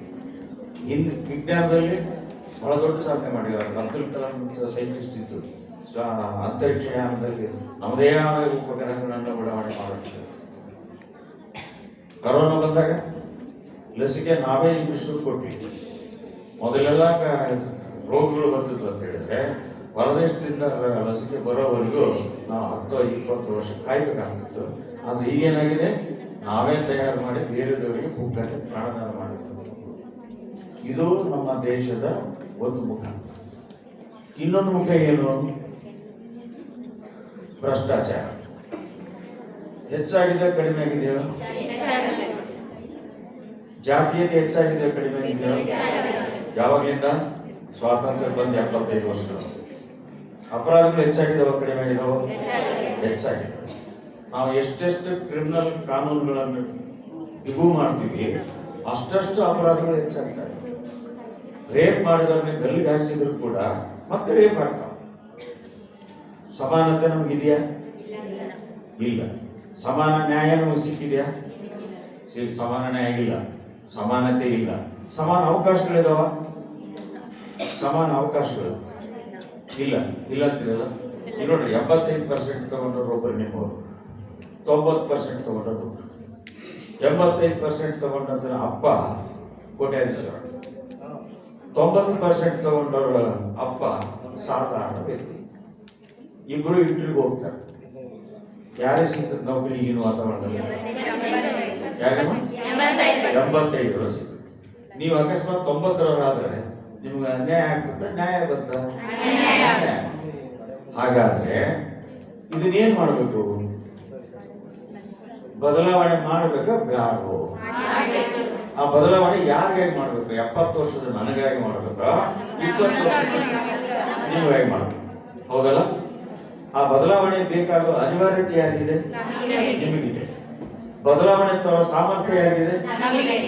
ಸೈನ್ಸ್ ಸ್ಟೂಡೆಂಟ್ ಅಂತಿರಲ್ಲ ನೀವು. ಒಂದು ನ್ಯೂಟನ್ಸ್ ಲಾ ಆಫ್ ಮೋಷನ್ ಏನ್ ಹೇಳುತ್ತದೆ?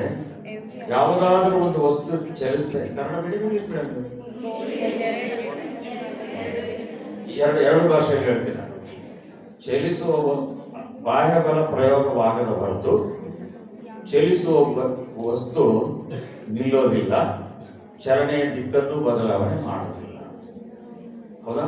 Unless external force is applied, an object which is in motion will not stop, nor will it change its direction. ಇದು ನ್ಯೂಟನ್ಸ್ ಲಾ. ಈಗ ಕೊಡ್ರಿ ನೀವು ಈ ಕರಪ್ಷನ್, ಕಾಸ್ಟಿಸಮ್, ಕ್ರೈಮು ಇವೆಲ್ಲ ಏನದವಲ್ಲ ಚೆಂಡುಗಳಾಗಿದ್ದಾವೆ, ಉರುಳ್ತಾ ಇದ್ದಾವೆ. ಉರುಳೋ ಚೆಂಡುಗಳನ್ನು ನಿಲ್ಲಬೇಕಾಗಿತ್ತು. ಏನ್ ಮಾಡಬೇಕು? ಬಾಹ್ಯ ಬಲ ಪ್ರಯೋಗ ಮಾಡಬೇಕು. You must apply external force. External force apply ಮಾಡ್ಬೇಕಾಗಿತ್ತು ಅಂತ ಹೇಳಿದ್ರೆ ಆ ಫೋರ್ಸ್ ಅಪ್ಲೈ ಮಾಡೋ ವ್ಯಕ್ತಿ ಸ್ಟ್ರಾಂಗ್ ಇರ್ಬೇಕಾ, ವೀಕ್ ಇರ್ಬೇಕಾ? ಸ್ಟ್ರಾಂಗ್. ನಾನ್ ಸ್ಟ್ರಾಂಗ್, ನೀವು ಸ್ಟ್ರಾಂಗ್? ನೀವೇ ಸ್ಟ್ರಾಂಗ್. ಹಾಗಾದ್ರೆ ಅದರ ಸಾಮರ್ಥ್ಯ ಯಾರಿಗಿದೆ? ನಿಮಗೆ. ಅವಶ್ಯಕತೆ ಯಾರಿಗಿದೆ? ಅನಿವಾರ್ಯತೆ ಯಾರಿಗಿದೆ? ಹಾಗಾದ್ರೆ ಮಾಡ್ಬೇಕು ಯಾರು? ಅದನ್ನ ಮಾಡಲಿಲ್ಲ ಅಂತ ಹೇಳಿದ್ರೆ ಏನಾಗ್ತದೆ? ಇವತ್ತಿಗಿಂತ ಮುಂದಿನ ದಿನಮಾನಗಳು ಬಹಳ ಕೆಟ್ಟ ಬರ್ತವೆ. PSI ಹೋಗ್ರಿ, 25-30 ಲಕ್ಷ ಕೊಟ್ಟರೆ ಈಗ ಮನೆಗೆ ಬರ್ತಾರೆ. ಕರ್ನಾಟಕ ವಿಶ್ವವಿದ್ಯಾಲಯದ ರಿಜಿಸ್ಟ್ರಾರ್ಗೆ ಅವರು ಕರಪ್ಟ್ ಅದಾರ ಅಂತೇಳಿ, ಭ್ರಷ್ಟಾಚಾರ ಅಂತೇಳಿ FIR ಜೈಲಿಗೆ ಆಗಿದೆ. ಇದು PhD ಮಾಡಿದ ನಡೆಯಬಾರದು. ಒಂದು ವಿಶ್ವವಿದ್ಯಾಲಯದ ಕುಲಸಚಿವರು ರಿಜಿಸ್ಟ್ರಾರ್ ಅಂತ ಹೇಳಿದ್ರೆ ಅವ್ರ ಮೇಲೆ ಕೇಸ್ ಹಾಕಿ ಅವ್ರನ್ನ ಜೈಲಿಗೆ ಕಳಿಸ್ತಾರಂದ್ರೆ ಸರಸ್ವತಿ ಮಂದಿರ ಏನಾಯ್ತು? ಭ್ರಷ್ಟಾಚಾರದ ಕೂಪ ಆಯ್ತು. ಇದು ಬದಲಾವಣೆ ಆಗ್ಬೇಕು, ಆಗ್ಬೇಕು, ಮಾಡಬೇಕು. ಹಾಗಾದ್ರೆ ನಾನು ಒಂದು ಇಂಥದ್ದೇ ನಿಮ್ಮ ಸಮಾರಂಭದಲ್ಲಿ ಕೇಳಿದ, ನೀವು ಹೆಂಗ್ ಮಾಡ್ತೀರಿ ಅಂತ ಕೇಳಿ. ಯುವಶಕ್ತಿ ಮುಂದೆ ಯಾವ ಶಕ್ತಿ ಇಲ್ಲ ರೀ, ನಾವು ಮಾಡ್ತೀವಿ. ವಿವೇಕಾನಂದ ಹೇಳ್ಬಿಟ್ಟಾರ, ಓಳು ಗುರಿಗೂ ಮುಕ್ತವಾಗಿದ್ದೆಲ್ಲ ಬೇಡ ಅಂತ ಹೇಳ್ಬಿಟ್ಟಾರ. ಹೇಳು, ಎದ್ದೇಳು, ನಾವು ಮಾಡ್ತೀವಿ. ಎಲ್ಲಿಂದ ಶುರು ಮಾಡ್ತೀರಿ, ಹೆಂಗ್ ಮಾಡ್ತೀರಿ ಅಂತ ಕೇಳಿದ. ಅದಕ್ಕೆ ಅವ್ರೇನಂದ್ರು, ಸರ್ ನಿಮ್ಗೆ 66 ವರ್ಷ ಅಂತೇಳಿ. ಅವಾಗ 66, ಈಗ 72, 66 ವರ್ಷ ಅಂತೇಳಿ. 66 ವರ್ಷದೊಳಗ ಒಂದು 26 ಕಳೆದ್ಬಿಡ ನೀವು ವಿದ್ಯಾಭ್ಯಾಸ ಮಾಡಕ್ಕಿತ್ತು, ನಿಮ್ಗೇನು ಗೊತ್ತಿದ್ದಿಲ್ಲ ಅಂತೇಳಿ. 40 ವರ್ಷ ನೀವು ಈ ನಮ್ಮ ಭಾರತದಲ್ಲಿ ಏನೇನು ಆಗ್ತದೆ ಅಂತ ನಿಮ್ ಗಮನಕ್ಕೆ ಬಂದೈತೆ. ಆ 40 ವರ್ಷ ನೀವು ಭ್ರಷ್ಟಾಚಾರ ಬೆಳೆಸಿರಿ, ಜಾತೀಯತೆ ಬೆಳೆಸಿರಿ, ಅಪರಾಧಗಳನ್ನು ಬೆಳೆಸಿರಿ, ನೀವೇನು ಮಾಡೇ ಇಲ್ಲ. ಈಗ ನಮ್ಮನ್ನು ಮಾಡಂಗಿಲ್ಲ. ನಾವು ಮಾಡಕ್ಕೆ ತಯಾರಿದ್ವಿ. ಏನು ಮಾಡಬೇಕು, ಎಲ್ಲಿಂದ ಶುರು ಮಾಡ್ಬೇಕಂತ ನೀವು ಹೇಳ್ಕೊಡ್ಬೇಕು ಅಂತ. ಇದು ಹೋಗ್ತಿರೋಪ್ಪ ಹೋಗ್ತೀರಿ, ನಾನು ಹೇಳ್ಕೊಡ್ಬೇಕು. ಹಾಗಾದ್ರೆ ನಾನು ನಿಮ್ಗೆ ಹೇಳ್ಕೊಡ್ತೇನೆ. ಅಂಬೇಡ್ಕರ್ ಅವರು ಒಂದು ಮಾತು ಸಾಕು. ಏನು ಹೇಳಿದ್ರು ಅವರು? ಸಂವಿಧಾನ ಜಾರಿಗೆ ಬಂದ ಮೇಲೆ ಇಲ್ಲಿಯವರೆಗೆ ನಮ್ಮನ್ನು ಆಳುವವರು ಅರಮನೆಯಿಂದ ಹುಟ್ಟು ಬರ್ತಿದ್ರು. ಅಂದ್ರೆ ಏನರ್ಥ? ಸ್ವಾತಂತ್ರ್ಯಕ್ಕಿಂತ ಮೊದಲು 500ಕ್ಕಿಂತ ಹೆಚ್ಚು ರಾಜರುಗಳಿದ್ದು, ನಾಯಕರುಗಳಿದ್ರು, ಪಾಳೆಗಾರರಿದ್ದರು. ಅವ್ರ ಮಕ್ಕಳೇ ಅಧಿಕಾರಕ್ಕೆ ಬರ್ತಿದ್ರು. ಇನ್ನು ಮುಂದೆ ನಮ್ಮ ನಾಳುವವರು ಮತಪೆಟ್ಟಿಗೆಯಿಂದ ಹುಟ್ಟಿ ಬರ್ತಾರ ಅಂತ. ಇದು ಸರಿಯಾ ತಪ್ಪ? ಸರಿ. ಹಾಗಾದ್ರೆ ಅರಮನೆಯಿಂದ ಹುಟ್ಟಿ ಬರೋರಿಗೆ ಆ ನಾಯಕರು, ಪಾಳೆಗಾರರು, ರಾಜರು, ಕುಡಿರಾಜರು ಪೇರೆಂಟ್ಸ್. ಮತಪೆಟ್ಟಿಗೆಯಿಂದ ಹುಟ್ಟಿ ಬರೋರಿಗೆ ಯಾರು ಪೇರೆಂಟ್ಸ್? ಯಾರು? ನೀವೇ ಪೇರೆಂಟ್ಸ್. ಮತದಾರರೇ ಪೇರೆಂಟ್ಸ್. ಹಾಗಾದ್ರೆ ಉತ್ತಮ ಮಕ್ಕಳು ಹುಟ್ಟಬೇಕಾಗಿತ್ತಂದ್ರೆ, ನೀವು ಉತ್ತಮ ಮಕ್ಕಳಿಗೆ ಜನ್ಮ ಕೊಡಬೇಕಾಗಿತ್ತಂದ್ರೆ ನೀವೇನಾಗಬೇಕು? ನೀವು ಉತ್ತಮರಾಗಬೇಕು. ಈಗ ನಿಮ್ಮ ಕಾಲೇಜಿನಲ್ಲಿ ಈ ಹೆಣ್ಮಕ್ಳ ಖೋಖೋ ಆಡ್ತಾರೆ, ಒಬ್ಬ ಲೀಡರ್ ಆಡಿಸ್ತಾರೆ. ಯಾರು ಆಡಿಸ್ತೀರಿ? ಖೋಖೋ ಆಡೋದು ಆಡಿಸ್ತೀರ? 99% ಮಾರ್ಕ್ಸ್ ತಗೊಂಡ ಆಡಿಸ್ತಾರ? ಒಬ್ಬ ಸ್ವಾಮಿಗಳು ಒಂದು ಗುಂಪು, ಈ ಕರ್ನಾಟಕದ ಎಲ್ಲ ಸ್ವಾಮಿಗಳು ಒಂದು ಸಂಘ ಮಾಡ್ತಾರೆ. ಹೊರಗಡೆ ಈ ವಚನ ಪ್ರಚಾರಕ್ಕಾಗಲಿ, ವಚನ ಶಾಸ್ತ್ರ, ವಚನ ಸಾಹಿತ್ಯ ಬಗ್ಗೆ ಆಗಲಿ ಕಳಿಸ್ಕೊಡ್ಬೇಕು. ಯಾರು ಕಳಿಸ್ಬೇಕು? ಅವ್ರ ಪೈಕಿ ಒಬ್ಬರು ಕಳಿಸ್ಬೇಕ? ನಮ್ಮಂತ ನ್ಯಾಯಾಧೀಶರು ಕಳಿಸ್ಬೇಕ? ಅವ್ರ ಪೈಕಿನೇ ಒಬ್ಬರು ಕಳಿಸ್ಬೇಕು. ಈಗ ಒಂದು ಕಳ್ಳರ ಗುಂಪು ತಮ್ಮ ಲೀಡರ್ನ ಆರಿಸ್ಕೋಬೇಕು. ಯಾರನ್ನ ಆರಿಸ್ಕೊಳ್ತಾರ? ರಿಟೈರ್ಡ್ ಪೊಲೀಸ್ ಆಫೀಸರ್ನ ಆರಿಸ್ಕೊಳ್ತಾರೋ, ಅಥವಾ ರಿಟೈರ್ಡ್ ಆರ್ಮಿಯಿಂದ ರಿಟೈರ್ಡ್ ಆದವ್ರು ಆರಿಸ್ತಾರೋ, ಅಥವಾ ಯಾರಿಂದ ಆರಿಸ್ತಾರೆ? ಆ ಕಳ್ಳರ ಗುಂಪಿನಿಂದನೇ ಆರಿಸ್ತಾರೆ. ಯಾರು ಮಹಾ ಕಳ್ಳ ಇರ್ತಾನಲ್ಲ ಅವನು ಲೀಡರ್.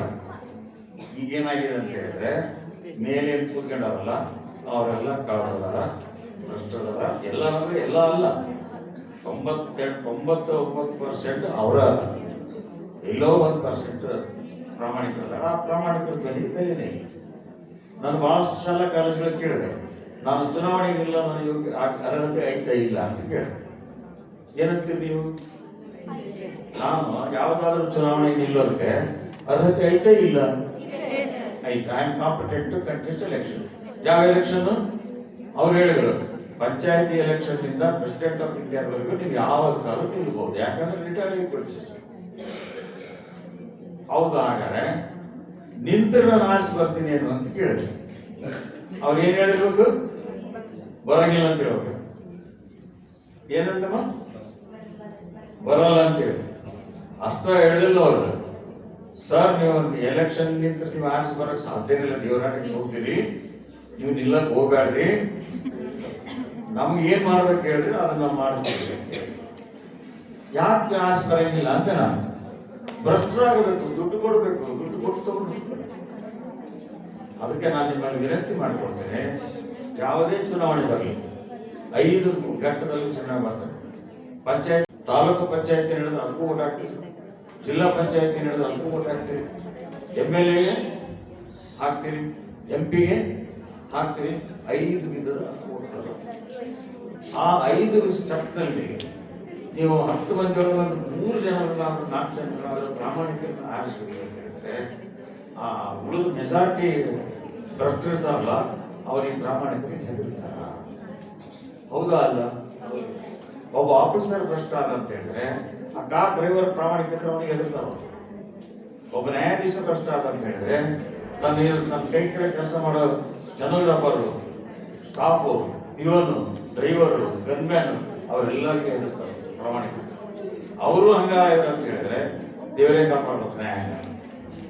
ಹಾಗಾಗಿ ನೀವು ಪ್ರಾಮಾಣಿಕ. ನನಗೆ ಕೇಳಿದ್ರು ಈ ಪ್ರಾರಂಭದಲ್ಲಿ ಪ್ರಾಮಾಣಿಕರಾಗಿರ್ತಾರೆ, ಆರಿಸಿ ಬಂದ್ಮೇಲೆ ಭ್ರಷ್ಟ ಆಗ್ತಾವಲ್ಲ, ಏನ್ ಮಾಡ್ಬೇಕ್ರಿ ಅಂತ ಹೇಳಿ. ಅವಾಗ ನಾನೇನು ಹೇಳಿದೆ, ಅಂತ ವ್ಯಕ್ತಿಗಳಿದ್ರೆ ಒಂದು ಅಫಿಡೇಟ್ ತಗೋಬೇಕು, ಪ್ರಮಾಣ ಪತ್ರ. ನಾನು ಭ್ರಷ್ಟನಲ್ಲ, ಆರಿಸಿ ಬಂದ್ರೆ ಭ್ರಷ್ಟ ಆಗಂಗಿಲ್ಲ, ನಾನು ಜಾತೀಯತೆ ನೋಡಂಗಿಲ್ಲ, ಅಪರಾಧ ನಾನು ಯಾವುದು ಮಾಡಿಲ್ಲ, ಮಾಡಂಗಿಲ್ಲ, ಎಲ್ಲ ಒಂದೊಂದು ಪೈಸನು ಸರಿಯಾಗಿ ಅನುದಾನ ಕ್ಷೇತ್ರದಲ್ಲಿ ಖರ್ಚು ಮಾಡ್ತೇನೆ, ಈ ನಿಬಂಧನೆಗಳಿಗೆ ನಾನು ವಿರುದ್ಧವಾಗಿ ನಡ್ಕೊಂಡ್ರೆ ನನ್ನನ್ನು ರಾಜೀನಾಮೆ ಕೊಡೋದು ಕೇಳೋ ಹಕ್ಕು ನಿಮಗೆ ಕೊಟ್ಟಿನಿ ಅಂತ ಒಂದು ಅಫಿಡವಿಟ್ ಮಾಡಬೇಕು. ಆ ಅಫಿಡವಿಟ್ ಕೊಡಬೇಕು. ಆಮೇಲೆ ಮುಂದೆ ಏನಾಗ್ತದೆ ಆಗ್ತದೆ. ಅಷ್ಟರ ಬರ್ಕೊಡ್ಬೇಕಲ್ಲ. ಕಳ್ಳರು ಎಂತಾರೆ ನಾನು ಕಳ್ಳಲ್ಲ ಅಂತ ಬರ್ಕೊಡ್ತಾರೆ, ಬರ್ಕೊಳಂಗಿಲ್ಲ. ಕಳ್ಳ ಅಲ್ಲದವನೇ ಬರ್ಕೊಡಕ್ಕೆ ಸಾಧ್ಯ. ಆದ್ರಿಂದ ನೀವು ಆ ರೀತಿ ಬರ್ಕೊಟ್ರು ನೀವು ಸೋಲ್ತೀರಿ. ಒಂದು ಸರ್ತಿ ಸೋಲ್ತೀರಿ, 2 ಸರ್ತಿ ಸೋಲ್ತೀರಿ, 3ನೇ ಸರ್ತಿ ನೀವು ಗೆದ್ದೆ. ಹಾಗೆ ಪ್ರಾಮಾಣಿಕರನ್ನ ಆರಿಸ್ಬೇಕು. ಯಾರು ಪ್ರಾಮಾಣಿಕರಿದ್ರೆ ಏನ್ ಮಾಡ್ಬೇಕು ಅಂತ ಕೇಳಿ ನಿಂತಿರೋರು ಒಂದು 8-10 ಜನ ನಿಂತಿದ್ದಾರೆ ಅಂತ ಹೇಳಿದ್ರೆ ಎಲ್ಲರೂ ಒಬ್ಬರಿಗಿಂತೊಬ್ಬರು ಭ್ರಷ್ಟಾಚಾರ ಅಂದ್ರೆ ನಾವು ಹೆಂಗ ಆರಿಸ್ಬೇಕು? ಅಲ್ಲಿ ನೀವು ಯಾರು ವೋಟ್ ಮಾಡಿರಿ? ನನ್ನಪ್ಪ ಒಂದು ನೋಟ ಬಟನ್ ಒತ್ತಿಬಿಟ್ರೆ ಪಾಸಿಟಿವ್ ಓಟು ಹಾಕಿದ್ರೆ ಅರಳಿನಾಗ ಹಾಕಿದ್ರೆ ನಾನು ಒಬ್ಬರಿಗೆ ಓಟ್ ಹಾಕಿಲ್ಲ. ನೋಟ ಹಾಕಿಬಿಟ್ರೆ ಅರಳಿನಾಗ ಜೊತೆ ಇನ್ನು 9 ಮಂದಿ ಎಲೆಕ್ಷನ್ ನಿಂತಿರ್ತಾರಲ್ಲ ಎಲ್ಲರೂ ಅಯ್ಯೋಗ್ಯರು ಬ್ಯಾಡ್ ಕಂಡಕ್ಟ್ ಸರ್ಟಿಫಿಕೇಟ್ ಕೊಟ್ಟಾಗ ಅಂತ ಸಂದರ್ಭ ತಂದ್ರಿ ಅಂತ ಹೇಳಿ ವಾತಾವರಣ ನೀವು ಯಂಗ್ಸ್ಟರ್ಸ್ ನಿರ್ಮಾಣ ಮಾಡಿದ್ರೆ ಸುಪ್ರೀಂ ಕೋರ್ಟ್ ಹೈಕೋರ್ಟ್ ಬರ್ತದೆ. ಅವಾಗ ಮ್ಯಾಟ್ರಲ್ಲಿ ಹೋಯ್ತು ಅಂದ್ರೆ 50% ಹೆಚ್ಚು ಮತಗಳು ನೋಟಾಕ್ ಹೋಗ್ಬಿಟ್ರೆ ಆ ಎಲೆಕ್ಷನ್ ರದ್ದು ಮಾಡಬೇಕಂತ ಜಡ್ಜ್ಮೆಂಟ್ ಬರ್ತದೆ. ಅವಾಗ ಏನಾಗ್ತದೆ, ಆ ಎಲ್ಲ ಪಕ್ಷದವರು ಹುಷಾರಾಗ್ತಾರೆ, ಅಪ್ಪಟ ಪ್ರಾಮಾಣಿಕರು ತಂದು ನಿಲ್ಸೋಣ ಅಂತಾರ. ಅವಾಗ ಎಲ್ಲ ಆದ್ದರಿಂದ ನಾನು ನಿಮ್ಮಲ್ಲಿ ವಿನಂತಿ ಮಾಡ್ಕೊಳ್ತೀನಿ, ನೀವು ನಿಮ್ಮ ತಂದೆಗಳು ಹಿರಣ್ಯಕಶಿಪು ಆದರೂ ಕೂಡ ನೀವು ಪ್ರಹ್ಲಾದ ಆಗಿರಿ. ಹಿರಣ್ಯಕಶಿಪುರ ಮಗ ರಾಕ್ಷಸಿಯ ಗುಣಗಳು ಬರಲಿಲ್ಲ. ತಾಯಿಯ ಗರ್ಭದಿಂದ ಬಂದ ತಾಯಿ ಯಾವಾಗಲೂ ವಿಷ್ಣು ನಾಮವನ್ನು ಪಠಿಸ್ತಿದ್ದಂತೆ. ಹಾಗಾಗಿ ಒಳ್ಳೆ ಗುಣಗಳು ಬಂದು ಆ ಒಳ್ಳೆ ಗುಣಗಳನ್ನು ನೀವು ಅಳವಡಿಸಿಕೊಂಡು ನಿಮ್ಮ ಕಿರಿಯರಿಗೆ ನೀವು ಆದರ್ಶ ಮತ್ತು ಮಾದರಿ ಅನುಕರಣೀಯ ವ್ಯಕ್ತಿಗಳಾಗಬೇಕು. ಆದ್ದರಿಂದ ಈ ಒಂದು ಅವಕಾಶ ಉಪಯೋಗ ಮಾಡಿಕೊಂಡು ದೇಶದ ಚಿತ್ತ ಯುವಜನ ಅಂತ ಇಡೀ ದೇಶ ಯಾವ ಕಡೆ ನೋಡ್ತಾ ಇದೆ, ನಿಮ್ಮ ಕಡೆ ನೋಡ್ತಾ ಇದೆ. ನಿಮ್ಮ ಕಡೆ ಯಾಕೆ ನೋಡ್ತಾ ಇದೆ ಅಂತ ಹೇಳಿದ್ರೆ 60% ಹೆಚ್ಚು ನೀವೇ ಇದ್ದೀವಿ. ನಮ್ದು ಒಂದು 130-140 ಕೋಟಿ ಪಾಪ್ಯುಲೇಷನ್ ಐತೆ ಅಂತ ಅನ್ಕೊಂಡ್ರೆ, ಜನಸಂಖ್ಯೆ ಐತೆ ಅಂತ ಅನ್ಕೊಂಡ್ರೆ 70-80 ಕೋಟಿ ನೀವು 20-30 ವಯೋಮಾನದವರು 80 ಕೋಟಿ 60% ಇದ್ದವ್ರು ನೀವು ಒಂದು 40% ಪ್ರಾಮಾಣಿಕರನ್ನ ನೀವು ಮನಸ್ಸು ಮಾಡಿಬಿಟ್ರಿ ಅಂತ ಹೇಳಿದ್ರೆ ಉಳಿದೆಲ್ಲ ಮತಗಳು ಏನಿದಾವಲ್ಲ ಅವು ಹಂಚು ಭ್ರಷ್ಟಗಳಿಗೆ ಹೋಗ್ಬಿಡ್ತಾವೆ. ಈಗ ಅಪಮೌಲ್ಯಗಳೇ ಮೌಲ್ಯಗಳಾಗಿರ್ತಾವೆ. ಎಂಥವ್ರ ನಡೆಗೆ ಮಾಡ್ತಾರ? ಭ್ರಷ್ಟಾಚಾರದ ಆರೋಪ ಹೊತ್ತು ಕೇಸ್ ರಿಜಿಸ್ಟರ್ ಆಗಿ ಜೈಲಿಗೆ ಹೋಗಿ ತಿಂಗಳಗಟ್ಟಲೆ ವರ್ಷಗಟ್ಟಲೆ ಜೈಲಿನಾಗಿದ್ದು ಜಾಮೀನ್ ಮೇಲೆ ಹೊರಗೆ ಬಂದ್ರಂದ್ರೆ ಅವ್ರನ್ನ ಮೆರವಣಿಗೆ ಮಾಡ್ತಾರೆ. ಮಾಡಬೇಕು ಮಾಡಬಾರ್ದು? ಮಾಡೋದು ಮೌಲ್ಯ. ಮೆರವಣಿಗೆ ಮಾಡೋದು ಅಪಮೌಲ್ಯ, ಮಾಡಬಾರ್ದು ಅನ್ನೋದು ಮೌಲ್ಯದ ಜಾಗದಲ್ಲಿ ಅಪಮೌಲ್ಯ ಇದಾವೆ. ಅದರ ಜಾಗದಲ್ಲಿ ಮತ್ತೆ ಮೌಲ್ಯಗಳನ್ನು ತುಂಬುವಂಥ ಕೆಲಸವನ್ನು ನೀವು ಯುವಜನರು ಮಾಡಿದ್ರೆ ಅಂತ ಈ 75ನೇ ವಾರ ಸಂಭ್ರಮದ ಆಚರಣೆಯನ್ನು ಮಾಡ್ತಾ ಇದ್ದೀವಿ, ಸ್ವಾತಂತ್ರ್ಯ ಆಚರಣೆ. ಈ ಆಚರಣೆ ಸಂಬಂಧ ನಾನು ವಿನಂತಿ ಮಾಡ್ಕೊಳ್ತೇನೆ. ನಾನು ಸ್ವಲ್ಪ ಜಾಸ್ತಿ ಮಾತಾಡೋದಂತೆ ಕಾಣ್ತದೆ. ಎಷ್ಟಾಗಿದೆ ಅಂತ ಗೊತ್ತಿಲ್ಲ, ಎಷ್ಟೊತ್ತಿಗೆ ಶುರು ಮಾಡಿದ್ದೆ ಅನ್ನೋದು ಗೊತ್ತಿಲ್ಲ. ಅವಾಗೆಲ್ಲ ಚಿತ್ರಗುಪ್ತಿದ್ದೆ ಇವರು ಲೆಕ್ಕ ಮಾಡ್ತಾರೆ. ನಾವು ಹೊರಡೋಕ್ಕೂ ಹೇಳ್ತಾರೆ ಇಷ್ಟೇ ಮಾತಾಡ್ತೀವಿ ಯಾಕಂದ್ರೆ ನಾವು ಮೊಬೈಲ್ ಇಟ್ಕೊಂಡು ಕುಂತಾರೆ. ಅವರು ನಮ್ದು ಏಕಾಗ್ರತೆ ಹೇಳೋರು. ನಾವು ಏಕಾಗ್ರತೆಯಿಂದ ನಿಮ್ಮ ಜೊತೆ ಮಾತಾಡ್ತಾ ಹೋದ್ರೆ ಅಂತ ಹೇಳಿದ್ರೆ ಗಡಿಯಾರ ಎದುರಿಗಿದ್ದು ಸಹಿತ ನಮ್ಮ ಕಣೆ ಕಾಣುತ್ತೆ.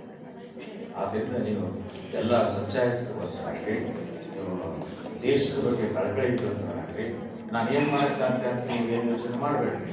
ಕೋಕೋ ಕೋಲಾ ಕುಡಿಯೋದು ಬಿಟ್ಟು ನೀವು ಎಳ್ನೀರು ಕೊಡ್ತೀರಿ ಅಂತ ಹೇಳಿದ್ರೆ, ಹಣ್ಣಿನ ಜ್ಯೂಸ್ ಕುಡಿದ್ರಿ ಅಂತ ಹೇಳಿದ್ರೆ, ಹೊರದೇಶಕ್ಕೆ ಹೋಗೋ ಡಾಲರ್ ರೂಪದಲ್ಲಿ ಅಮೇರಿಕಕ್ಕೆ ಇನ್ಯಾವುದೋ ರಾಷ್ಟ್ರಕ್ಕೆ ಹೋಗೋವೆಲ್ಲ ನಮ್ಮಲ್ಲಿ ಉಳ್ಕೊಳ್ತಾವ. ನಮ್ಮ ರೈತರು ಉದ್ಧಾರ ಆಗ್ತಾರ. ಇವತ್ತಿನ ಒಂದು ಡಾಲರ್ಗೆ 75-80 ರೂಪಾಯಿ ಕೊಡಬೇಕಾದ ಸಂದರ್ಭ ಬಂದಂತಂದ್ರೆ ಮುಂದೊಂದು ದಿನ ನೀವೆಲ್ಲ ಜಾಗೃತರಾಗಿ ಎಕಾನಮಿ ಬೆಳೆಸಿದಿರಿ ಅಂತ ಹೇಳಿದ್ರೆ ಅದು ಕೆಳಗಿಳಿತದೆ. 50 ರೂಪಾಯಿ ಬರ್ಬೋದು, 25 ರೂಪಾಯಿ ಬರ್ಬೋದು. ಈಗ ನೋಡಿ ಯೋಚನೆ ಮಾಡ್ರಿ, ಪರಿಸರ ಸ್ವಚ್ಛತೆ ಅಂತ ಹೇಳಿದ್ರೆ ಬರೀ ಈ ನೀರಾಕಲ್ಲ, ಸಾಮಾಜಿಕ ಪರಿಸರ ಸ್ವಚ್ಛ ಆಗಬೇಕಾಗಿತ್ತಂದ್ರೆ ಜಾಗೃತಿ, ಆರ್ಥಿಕ ಪರಿಸರ ಸ್ವಚ್ಛ ಆಗಬೇಕಾಗಿತ್ತು ಅಂತ ಹೇಳಿದ್ರೆ ಕಾಳಧನ ಹೋಗ್ಬೇಕು, ರಾಜಕೀಯ ಪರಿಸರ ಸ್ವಚ್ಛ ಆಗಬೇಕಾಗಿತ್ತು ಅಂದರೆ ಭ್ರಷ್ಟಾಚಾರ ಹೋಗ್ಬೇಕು. ಆದ್ದರಿಂದ ಇವೆಲ್ಲವುಗಳನ್ನು ಕಳೆಯೋದಕ್ಕಾಗಿ ಬದ್ಧರಾಗ್ರಿ, ಅದನ್ನು ಮಾಡ್ರಿ ಅಂತ ಹೇಳ್ತಾ ಈಗ ನಮ್ಮ ರಾಷ್ಟ್ರದ ಅಭಿವೃದ್ಧಿ ಕಡೆಗೆ ಹೆಚ್ಚಿಗೆ ಲಕ್ಷ್ಯ ಕೊಡ್ರಿ. ನಾನು ಏನನ್ನಾದರೂ ದೇಶಕ್ಕಾಗಿ ಮಾಡಿ ತಿಳ್ಬೇಕನ್ನೋದನ್ನ ತಲೆಯೊಳಗೆ ಇಟ್ಕೊಳ್ರಿ. ನಿಮ್ಗೆ ಆದರ್ಶ ಯಾರಾಗಬೇಕಂತ ಹೇಳಿದ್ರೆ ಸ್ವಾತಂತ್ರ್ಯ ಕೊಡಿಸೋದ್ರ ಸಂಬಂಧ ಪ್ರಾಣ ತೆತ್ತಿ ಹುತಾತ್ಮರಾದಂಥ ಭಗತ್ ಸಿಂಗ್, ಸುಖದೇವ್, ಝಾನ್ಸಿ ರಾಣಿ ಲಕ್ಷ್ಮೀದೇವಿ, ಕಿತ್ತೂರು ಚೆನ್ನಮ್ಮ ಇಂಥವರು ನಮಗೆ ಆದರ್ಶ ವ್ಯಕ್ತಿಗಳಾಗಬೇಕು. ಅವರ ಗುಣಗಳನ್ನು ನಾವು ಅಳವಡಿಸ್ಕೊಳ್ಬೇಕಂತ ಹೇಳ್ತಾ ನನಗೆ ಇಷ್ಟೊತ್ತು ಸಮರ್ಪಿಸಿ ನಮ್ಮ ಕುಮಾರಸ್ವಾಮಿಗಳನ್ನ ಒಂದು ವಾರ ಇಲ್ಲಿ ಉಳಿಸ್ಕೊಳ್ತಾರೆ. ಒಂದು ವಾರ ಉಳಿಸ್ಕೊಂಡು ಈ ಪ್ರಾಮಾಣಿಕತೆ ಬಗ್ಗೆ, ಭ್ರಷ್ಟಾಚಾರದ ಬಗ್ಗೆ ಇಷ್ಟೆಲ್ಲ ಮುಗಿದು ಭಾಗ ಮಾಡಿದ 9ನೇ ತರಗತಿ ಹೋದ ಮೊಮ್ಮಗಳಂತ ಯಾಕಂತಂದ್ರೆ ನನ್ನ ಮನೆಗೆ ಹುಟ್ಟಿದ ಮೊಮ್ಮಗಳಲ್ಲ, ಮೊಮ್ಮಗಳು ವಯಸ್ಕರಾಗಿದ್ದರಿಂದ ಮೊಮ್ಮಗಳಂತ. ಆಕೆ ಏನ್ ಕೇಳಿದ್ರು, ಅಜ್ಜವ್ರೆ ನಮ್ಮಲ್ಲಿ ಅಜ್ಜ ಅಂತಾರೆ, ಇಷ್ಟ ನೀವು 20 ವರ್ಷ ಜಡ್ಜ್ ಆಗಿ ಕೆಲಸ ಮಾಡಿರಲ್ಲ, ಅಷ್ಟು ದಿನ ನೀವು ಲಂಚ ತಗೊಂಡಿಲ್ಲ ಅನ್ನೋದಕ್ಕೆ ನಮ್ಮ ಪ್ರೂಫ್ ಏನು ಅಂತ. ನೀವು ಎಲ್ಲರಿಗೂ ಪ್ರೂಫ್ ಕೇಳ್ತೀರಿ ಕೋರ್ಟ್ನೊಳಗ, ನನಗೆ ಪ್ರೂಫ್ ಬೇಕು. ನನಗೆ ನೀವು 20 ವರ್ಷ ಲಂಚ ತಗೊಳ್ಳೋದು ಜಡ್ಜ್ ಆಗಿದ್ದೀರಿ. ಇಷ್ಟು ಧೈರ್ಯ ಮಾಡಿದ್ದಾರೆ ಮ್ಯಾನೇಜ್ಮೆಂಟ್ ಅವ್ರು ಅಕ್ಕಿ ಕಡೆ ಕಟಿಂಗ್ ಮಾಡಿದ್ರು. ಇಂಥ ಉಪಾಧ್ಯಾಯ ಪ್ರಶ್ನೆ ಕೈ ಬಿಟ್ಟಾರೆ, ಮುಜುಗರ ತಂದ್ಬಿಟ್ಟಲ್ಲ ನೀವು. ಹಾಗೆ ನೀವು ಏನ್ ಕೇಳ್ಬೇಕಂತ ದೊಡ್ಡ ಕೇಳಿ. ಇನ್ನೊಂದ್ ಕಡೆಗೆ ಪ್ರವಚನದಲ್ಲಿ ಅತಿಥಿಯಾಗಿ ಇದೆ, ನೀವು ತಿಂಗಳ 45-50 ಸಾವಿರ ರೂಪಾಯಿ ಖರ್ಚು ಮಾಡ್ತೀನಿ ಅಂತ ಹೇಳ್ಯಾರ. ಅವರು ನಿಮ್ಮನ್ನ ಇಂಟ್ರೊಡ್ಯೂಸ್ ಮಾಡಿದವರು, ಪರಿಚಯ ಮಾಡೋರು ಹೇಳ್ಯಾರ. ಈಗ 8 ವರ್ಷ ಆಯ್ತು. ಈಗ ನಾವು ಲೆಕ್ಕ ಮಾಡಿದ್ರೆ ಒಂದು 30 ಲಕ್ಷ ರೂಪಾಯಿ ಖರ್ಚು ಮಾಡಿದಂಗೆ ನೀವು ಇಷ್ಟು ರೊಕ್ಕ ನೀವು ಈ ರೀತಿ ಹಾಳು ಮಾಡಿದ್ರಿ ಅಂತ ಹೇಳಿದ್ರೆ ನಿಮ್ಮ ಹೆಂಡತಿ ಮಕ್ಕಳು ಸುಮ್ಮನೆ ಅಂತ ಕೇಳಿ ಅದಕ್ಕೂ ಉತ್ತರ ಕೊಡ್ಬೇಕಲ್ಲ. ಅಂತ ವೈಯಕ್ತಿಕ ಪ್ರಶ್ನೆನೂ ಕೇಳಿದ್ರು. ಈಗ ನೀವೇನು ಕೇಳಬಾರ್ದು, ನೀವು ಕೇಳಿ. ಅವರಷ್ಟೇ ಮೊಮ್ಮಕ್ಕಳಲ್ಲ, ನೀವು ಅದೇ ವಯಸ್ಸಿನಲ್ಲೇ ಕೇಳಿ. ಎಸ್, ಬೇಗ ತಡ ಮಾಡಿದ್ರೆ ನಾನು ನಮ್ಗೆಲ್ಲ ನೀವೇ ಊಟ ಮಾಡಿಸ್ತೀರಿ. ಹೇಳಿ, ಬೇಗ ಹೇಳ. ಕೋರ್ಟ್ಗಳಲ್ಲಿ ಒಂದು ವಿಷಯಗಳಿರುತ್ತೆ. ಈಗ ಫಾರ್ ಎಕ್ಸಾಂಪಲ್ ಯಾವುದೋ ಒಂದು ಆಸ್ತಿ ವಿಷಯ ಹೋಯ್ತು, ಅದು ಯಾಕೆ ಯಾವುದೇ ವಿಷಯ ಆಗಿರ್ಬೋದು ಬೇಗ ಕ್ಲಿಯರ್ ಆಗಲ್ಲ. ಫಾರ್ ಎಕ್ಸಾಂಪಲ್ ಇವಾಗ ಕೋರ್ಟ್ ವಿಷಯ ಬಿಡಿ, ಸಬ್ ಇನ್ಸ್ಪೆಕ್ಟರ್ದು ಕರೆಕ್ಟ್ ಆದಾಗ ಅದನ್ನ ಕ್ಲಿಯರ್ ಮಾಡೋಕ್ಕೇನೆ more than 6 months ತಗೊಂಡ್ರು.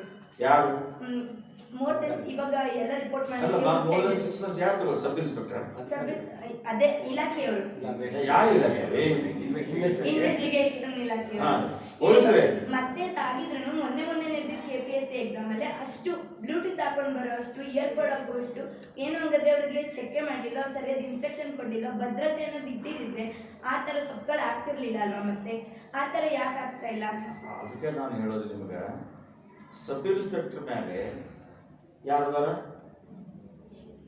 MLA. ಒಬ್ಬ ವ್ಯಕ್ತಿ MLA ಆದ್ಮೇಲೆ ಏನ್ ಮಾಡ್ತಾನ, ತನಗೆ ಮಾತು ಕೇಳುವಂತ ತನಗೆ ಬೇಕಾದಂತ ಡೆಪ್ಯೂಟಿ ಕಮಿಷನರ್ ಬರಬೇಕು, ತನಗೆ ಬೇಕಾದಂತ ಅಸಿಸ್ಟೆಂಟ್ ಕಮಿಷನರ್ ಬರಬೇಕು, ತನಗೆ ಬೇಕಾದಂತ PSI ಬರಬೇಕು, DYSP ತನಗೆ ಬೇಕಾದಂತ ಬರಬೇಕು. ಈ ರೀತಿ ತಮ್ಮ ಸ್ಥಾನಮಾನ ದುರುಪಯೋಗ ಮಾಡ್ಕೊಂಡು ತನ್ನ ಮಾತು ನನಗೆ ಕೂಲಿ ಅಂತ ಆವಾಗ ಏನಾಗ್ತದೆ, ನೀನು ಇಷ್ಟು ನನಗೂ ಇಷ್ಟು 25 ಲಕ್ಷ ಮಾತಾಡಿದಾಗೆ 30 ಲಕ್ಷ ಕಾಂಟ್ರಾಕ್ಟ್ ಮಾತಾಡಿದಾಗೆ ನೀವು ಆನ್ಸರ್ ಪೇಪರ್ ಬರೀಬೇಡಿ. ನೀವು ಹಾಗೆ ನಿಮ್ಮ ರಿಜಿಸ್ಟರ್ ನಂಬರ್ ಬರೆದು ಈಗ ಯಾವ ಇಂಕಿನ ರಿಜಿಸ್ಟ್ರೇಷನ್ ನಂಬರ್ ಬರೆದಿರ್ತೀರ ಆನ್ಸರ್ ಬುಕ್ ಮಾಡಿ ಆ ಬ್ಯಾಂಕ್ ಕೊಟ್ಬಿಡ್ರಿ, ನಾವೆಲ್ಲ ಚೆಕ್ ಮಾಡ್ಕೊಡ್ತೀವಿ, ನಿಮ್ಮ ಮನೆಗೆ ಆರ್ಡರ್. ಇದು ಈ ಇನ್ವೆಸ್ಟಿಗೇಷನ್ ನಡೆದಿದೆ. ಎಂತೆಂಥ ಪೊಲೀಸರ ವಿರುದ್ಧ ಕೇಸ್ ಮಾಡಿ ಪೊಲೀಸರನ್ನೇ ಅರೆಸ್ಟ್ ಮಾಡೋದಂತಂದ್ರೆ ನಿಜವಾದ ಪ್ರಜಾಪ್ರಭುತ್ವ ಉಳಿದೋಕೆ. ಹೈಯರ್ ಆಫೀಸರ್ನ ಕೆಳಗಿದ್ದಂಥವ್ರು FIR ರಿಜಿಸ್ಟರ್ ಮಾಡಿದವರು ಹೋಗಿ ಹೋಗ್ತಾರೆ. ಆದ್ರಿಂದ ಮೂಲ ಇರೋದು ಮತಪೆಟ್ಟಿಗೆಯಲ್ಲಿ. ಆ ಮತಪೆಟ್ಟಿಗೆಯಲ್ಲಿರೋ ವಿಷಯದ ಬೇರೆಗಳನ್ನು ನೀವು ಕತ್ತರಿಸಾಗಿದೆ ಅಂತ ಹೇಳಿದ್ರೆ, ಒಳ್ಳೆಯ ಮೌಲ್ಯಗಳ ಬೀಜ ನೀವು ಬಿತ್ತಿದ್ರಿ ಅಂತಂದ್ರೆ ಒಳ್ಳೆಯ ವ್ಯಕ್ತಿಗಳು ಬರ್ತಾರೆ. ನಾನಾಗ್ಲಿ ನೀವಾಗಲಿ MLA ಆಗಲಿ ನೀವು ಭ್ರಷ್ಟರಾಗಂಗಿಲ್ಲ, ನಾನಾಗಂಗಿಲ್ಲ. ನಮ್ಮ ಜೊತೆ ಕೆಲಸ ಮಾಡೋ ಅಧಿಕಾರಿಗಳಿಗೆ ಭ್ರಷ್ಟರಾಗ ಆಗಂಗಿಲ್ಲ. ಅವ್ರು ಹೆದರ್ತಾರೆ, ಅಸಾಧ್ಯ ಅಂತಾರೆ. ಹಾಗಾಗಿ ನಾನು ಜಿಲ್ಲಾ ನ್ಯಾಯಾಧೀಶನ ಯಾವುದೇ ಊರಿಗೆ ಟ್ರಾನ್ಸ್ಫರ್ ಆಗಿ ಹೋದ್ರು ನಮ್ಮ ಸ್ಟಾಫ್ ಎಲ್ಲ ಕರೀತಿದ್ದಾರೆ. ಕರೆದು ಏನು ಹೇಳ್ತಿದ್ದೆ, ನಾನು 10 ವರ್ಷ ವಕೀಲ ವೃತ್ತಿ ಮಾಡಿದ್ದೆ. ಭ್ರಷ್ಟಾಚಾರ ಅಂದ್ರೆ ಎಷ್ಟು ನಡೀತೈತಿ ಕೋರ್ಟ್ನಾಗ ಅಂತ ನನಗೆ ಗೊತ್ತೈತೆ. ನನಗೆ ಅದು ಇಲ್ಲೂ ನಡೀತದೆ, ಎಲ್ಲ ಊರಲ್ಲಿ ನಡೆದದ್ದು ಈ ಊರಿಗೂ ನಡೀತದೆ. ನೀವು ಸ್ವಚ್ಛ ಆಗಲಿ, ನಾನು ಈ ಊರಿಂದ ಟ್ರಾನ್ಸ್ಫರ್ ಆಗಿ ಹೋಗೋವರೆಗೂ ₹1 ತಗೊಂಡಿದ್ದು ನನಗೆ ಗೊತ್ತಾದರೆ ನಿಮ್ಮನ್ನು ಪಾತಾಳಕ್ಕೆ ಕಳಿಸ್ತೀನಿ. ಅಲ್ಲಿ ಸ್ವಚ್ಛತೆ ಒಂದು ವೇಳೆ ನಾನೇ ಬಸ್ನಾಗಿದ್ರೆ ನೀವು ಕಳಿಸ್ಕೊಡ್ರಿ ಕ್ಲೈಂಟನ್ನು, ಸಾಹೇಬರ ಭೇಟಿಯಾಗಿ ಕಳಿಸ್ಕೊಡ್ರಿ, ನಾನು ಅಲ್ಲಿ ವ್ಯವಸ್ಥೆ ಮಾಡ್ತೀನಿ. ಗಂಗಾವತಿಗೆ ಹೋಗಪ್ಪ, ನಮ್ಮ ತಮ್ಮನವರ ಅವ್ರ ಕೈಗೆ ಎಲ್ಲ ಕೊಟ್ಬೋದು, ನಾನಿನ ಜಾಮೀನು ಆಗ. ಆದ್ದರಿಂದ ಆಡಳಿತದ ಶಿಕ್ಷಕರಿಗೆ ಯಾವಾಗಲೂ ಜನಪ್ರತಿನಿಧಿಗಳು ಅವ್ರೇನಂತ, ನಾವು ಜನಪ್ರತಿನಿಧಿಗಳು IAS IPS ಆಫೀಸರ್ಗಳು ನಮ್ಮ ಕಾಳಕ್ಕೆ ತಕ್ಕಂಗೆ ಕೆಲಸ ಮಾಡಬೇಕು. ನಾವು ಇಂಥ ಪಾಲಿಸಿ ತಗೊಂಡಿದ್ದೀವಿ ಅಂತಂದ್ರೆ ಅದನ್ನ ಇಂಪ್ಲಿಮೆಂಟ್ ಮಾಡ್ಬೇಕು. ನೀವು ಮಾಡೇ ಇರಬೇಕು. ಅದರಿಂದ ಮಾಡೇ ಇರ್ಬೇಕಂತ ಹೇಳೋದು ಸ್ವಚ್ಛವಾಗಿ ಕೈ ಇದ್ದವರು ಬಂದಿರುತ್ತೆ, ಇದು ತಾನೇ ಸುಮ್ಮನೆ. ಓಕೆನಾ? ನೆಕ್ಸ್ಟ್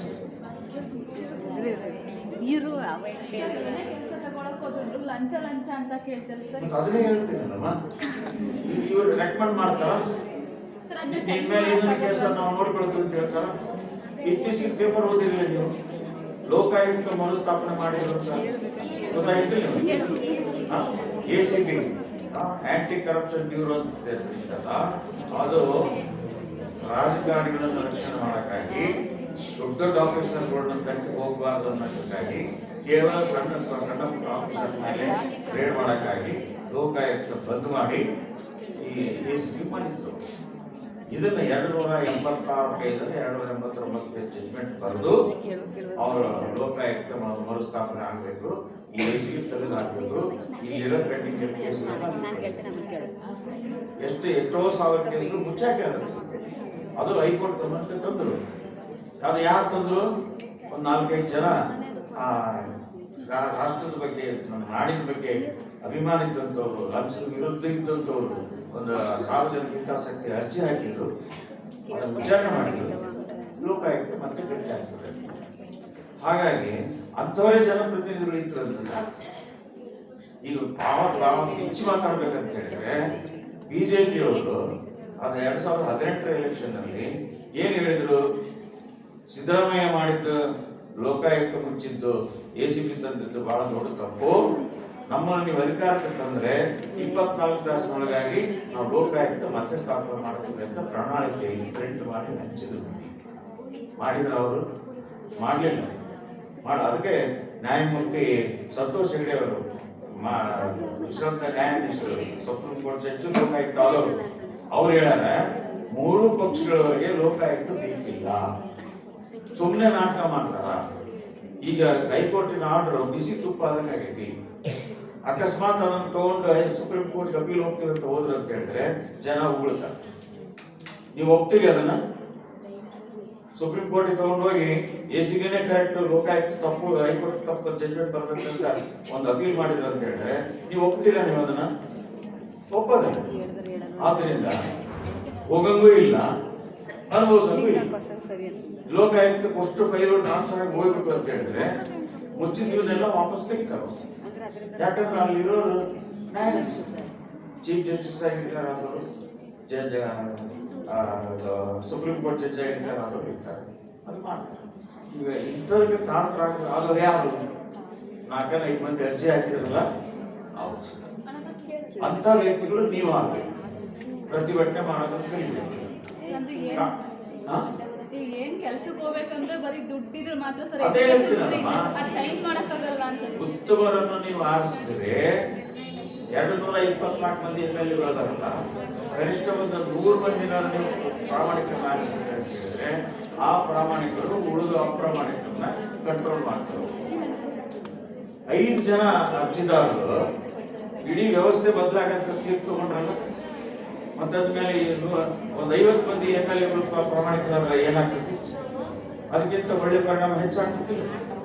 ಅದಕ್ಕೆ ನಾನು ಹೇಳ್ತಾ ಇರೋದೆಲ್ಲ ಕಡೆ ಹೋಗಿ ಮತಗಟ್ಟೆಯ ಮೂಲಕ ನೀವು ಒಳ್ಳೆಯವರನ್ನ ಅದೆಲ್ಲ ಭ್ರಷ್ಟಾಚಾರ, ಅದರ ಮೂಲಕ ಶನಿ ಸಂತಾನನೆ, ಜಾತಿಯತೆ, ಅಪರಾಧ ಇದೆ.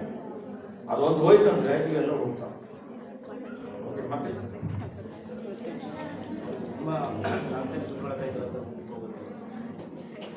ಅವ್ರು ಕುಂತಾರ, ನಾವು ನಿಂತೀವಿ. ಬಿಟ್ಬಿಡೋಣ? ಓಕೆ. ಸರ್ ಇನ್ನೊಂದು ಕ್ವಶನ್ ಸರ್.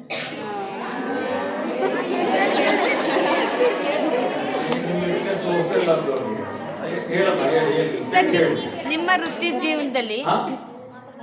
ಜೀವನದಲ್ಲಿ ನಿಮ್ಗೆ ಜಾಸ್ತಿ ತೃಪ್ತಿ ಕೊಟ್ಟಿರೋ ಜಡ್ಜ್ಮೆಂಟ್ ಯಾವುದು? ಜಾಸ್ತಿ ತೃಪ್ತಿ ಕೊಟ್ಟ ಜಡ್ಜ್ಮೆಂಟ್, ನಾನು ಎಲ್ಲಾ ಜಡ್ಜ್ಮೆಂಟ್ಗಳನ್ನ ನನ್ನ ಆತ್ಮಸಾಕ್ಷಿಗೆ ಅನುಗುಣವಾಗಿ ಕಾನೂನಿನ ಚೌಕಟ್ಟಿನೊಳಗೆ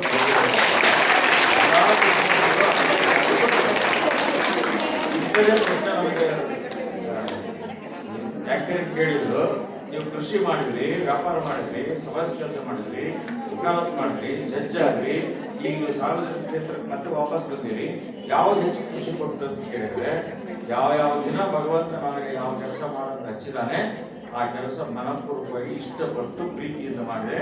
ಹಾಗಾಗಿ ಎಲ್ಲಾ ದಿನಗಳ ಎಲ್ಲಾ ಕೆಲಸಗಳು ನನಗೆ ತೃಪ್ತಿ ಕೊಟ್ಟಿದ್ದಾರೆ. ಹಾಗೆ ಎಲ್ಲ ಜಡ್ಜ್ಮೆಂಟ್ಗಳನ್ನು ನಾನು ಬಹಳ ಅಳದು ಸುರಿದು ನೋಡಿ, ಸಾಕ್ಷಿ ಆಧಾರಗಳು ನೋಡಿ ಆತ್ಮಸಾಕ್ಷಿಯಾಗಿ ಬರೆದ್ರಿಂದ ಪ್ರತಿಯೊಂದು ಜಡ್ಜ್ಮೆಂಟ್ ಥ್ಯಾಂಕ್ ಯು ಸರ್.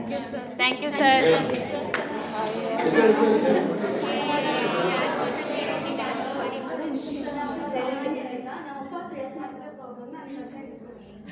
ಆಮೇಲೆ ಮಾತಾಡಿ. ಇಲ್ಲ ನಾನು ಹೇಳ್ತೀನಿ ಕೇಳು. ಸರ್ ಮೀನ್ಸ್ ಎಲ್ರಿಗಾದ್ರೂ ಅವ್ರಿಗೆ ಇರ್ಬೇಕಲ್ಲ ಸರ್, ಆ ರೀತಿ ಪ್ರಾಬ್ಲಮ್. ಸರ್ ಒಬ್ಬ ತಂದೆ ತನ್ನ ಆಸ್ತಿ ಎಲ್ಲ ತನ್ನ ಮಗನ್ ಸೇರ್ಬೇಕು ಅಂತ ವಿಲ್ ಮಾಡಿದ್ರು ಕೂಡ ಅದರಲ್ಲಿ ಹೆಣ್ಮಕ್ಳಿಗೆ ಹಕ್ಕಿದೆ ಅನ್ನೋದು ಎಷ್ಟು ಮಟ್ಟಿಗೆ ಚಾಲ್ತಿದೆ ನೋಡು. ಆತ ಸ್ವಂತ ಗಳಿಸಿದ ಆಸ್ತಿ ಇದ್ರೆ ಯಾರಿಗಾದ್ರೂ ಕೊಡ್ಬೋದು, ಮಗಳಿಗೆ ಅಷ್ಟೇ ಕೊಡ್ಬೋದು. ತನ್ನ ಮಗ ಮಾತ್ರ ಸೇರ್ಬೇಕು ಅಂತ ಅಲ್ಲ, ಅದೇ ಸ್ವಂತ ಗಳಿಸಿ. ಈಗ ನಾನು ವಕಾಲತ್ ಮಾಡುವಾಗ 3 ಸೈಟ್ ಹೊಡಿದೆ, ಒಂದು ಮಾರಾಟ ಮಾಡಿದೆ, ಆ ಬಂದು ದುಡ್ಡೆಲ್ಲ ದಾನ ಮಾಡಿದೆ. ಇನ್ನೆರಡು ಉಳಿದವ. ನನ್ನ 3 ಮಕ್ಕಳಿಗೆ ಹೇಳಿದ್ರೆ ನಾನು ಏನು ಹೇಳಿದ್ದೆ, ನಾನು ಗಳಿಸಿದ್ದು ನಮ್ಮ ಅಪ್ಪ ಗಳಿಸಿದ್ದಲ್ಲ, ನಾನು ಗಳಿಸಿದ್ದಲ್ಲ, ಈಗೇನು ಹಕ್ಕಿಲ್ಲ, ನಾನು ಅದನ್ನು ಮಾರಾಟ ಮಾಡಿ ಸಾರ್ವಜನಿಕರಿಗೆ ಕೆಲಸ ಕೊಡ್ತೀನಿ. ನಾನು ಯಾಕೆ ಅಂತ ಕೇಳಿದ್ರೆ, ಯಾರು ಸತ್ತವರು ಮರಣ ಬಂದಿದ್ರೆ ಕಾನೂನು ಪ್ರಕಾರನೇ ಎಲ್ಲರ ಬಿಲ್ ಬರ್ತದೆ. ಅದು ಹೇಳಿದ್ನಲ್ಲ, ನಾನು ಸ್ವಂತ ಗಳಿಸಿದ ಆಸ್ತಿ ಇದ್ರೆ ಬಿಲ್ ಬರಿಬಹುದು. ನಮಗೆ ನನ್ನ ಮಕ್ಕಳಿಂದ ಬಂದಿತ್ತು ಅಂತ ಹೇಳಿದ್ರೆ ನನ್ನ ಮಕ್ಕಳಿಗೆ ಅಂದ್ರೆ ನನ್ನ ತಂದೆಯ ಮೊಮ್ಮಕ್ಕಳಿಗೆ ಏನ್ ಹಕ್ಕ ಐತಿ ಆ ಹಕ್ಕು ಮುರಿದು ನಾವು ಬಿಲ್ ಬರೆಯಕ್ ಆಗಲ್ಲ.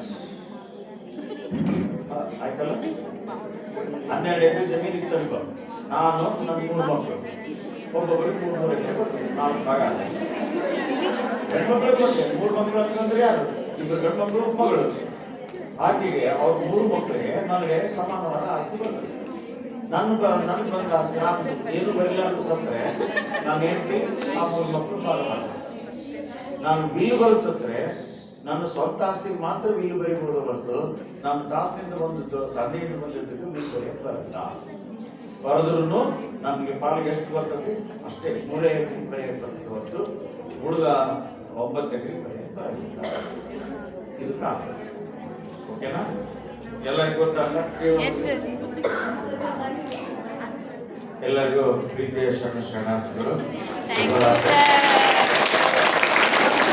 ಮೆಚ್ಚುಗೆ ಮನ ನಿಮ್ಮಲಿ, ಮೆಚ್ಚುಗೆ ಮನ ನಿಮ್ಮಲಿ, ಮೆಚ್ಚುಗೆ ಮನ ನಿಮ್ಮಲಿ, ಮೆಚ್ಚುಗೆ ಮನ ನಿಮ್ಮಲಿ.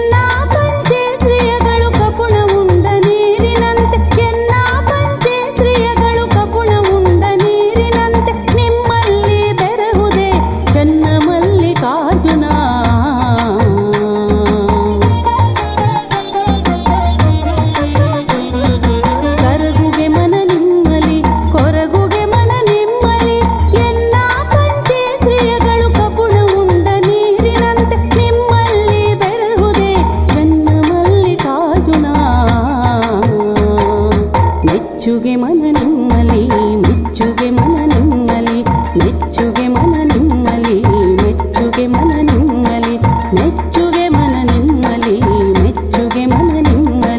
ಮೆಚ್ಚುಗೆ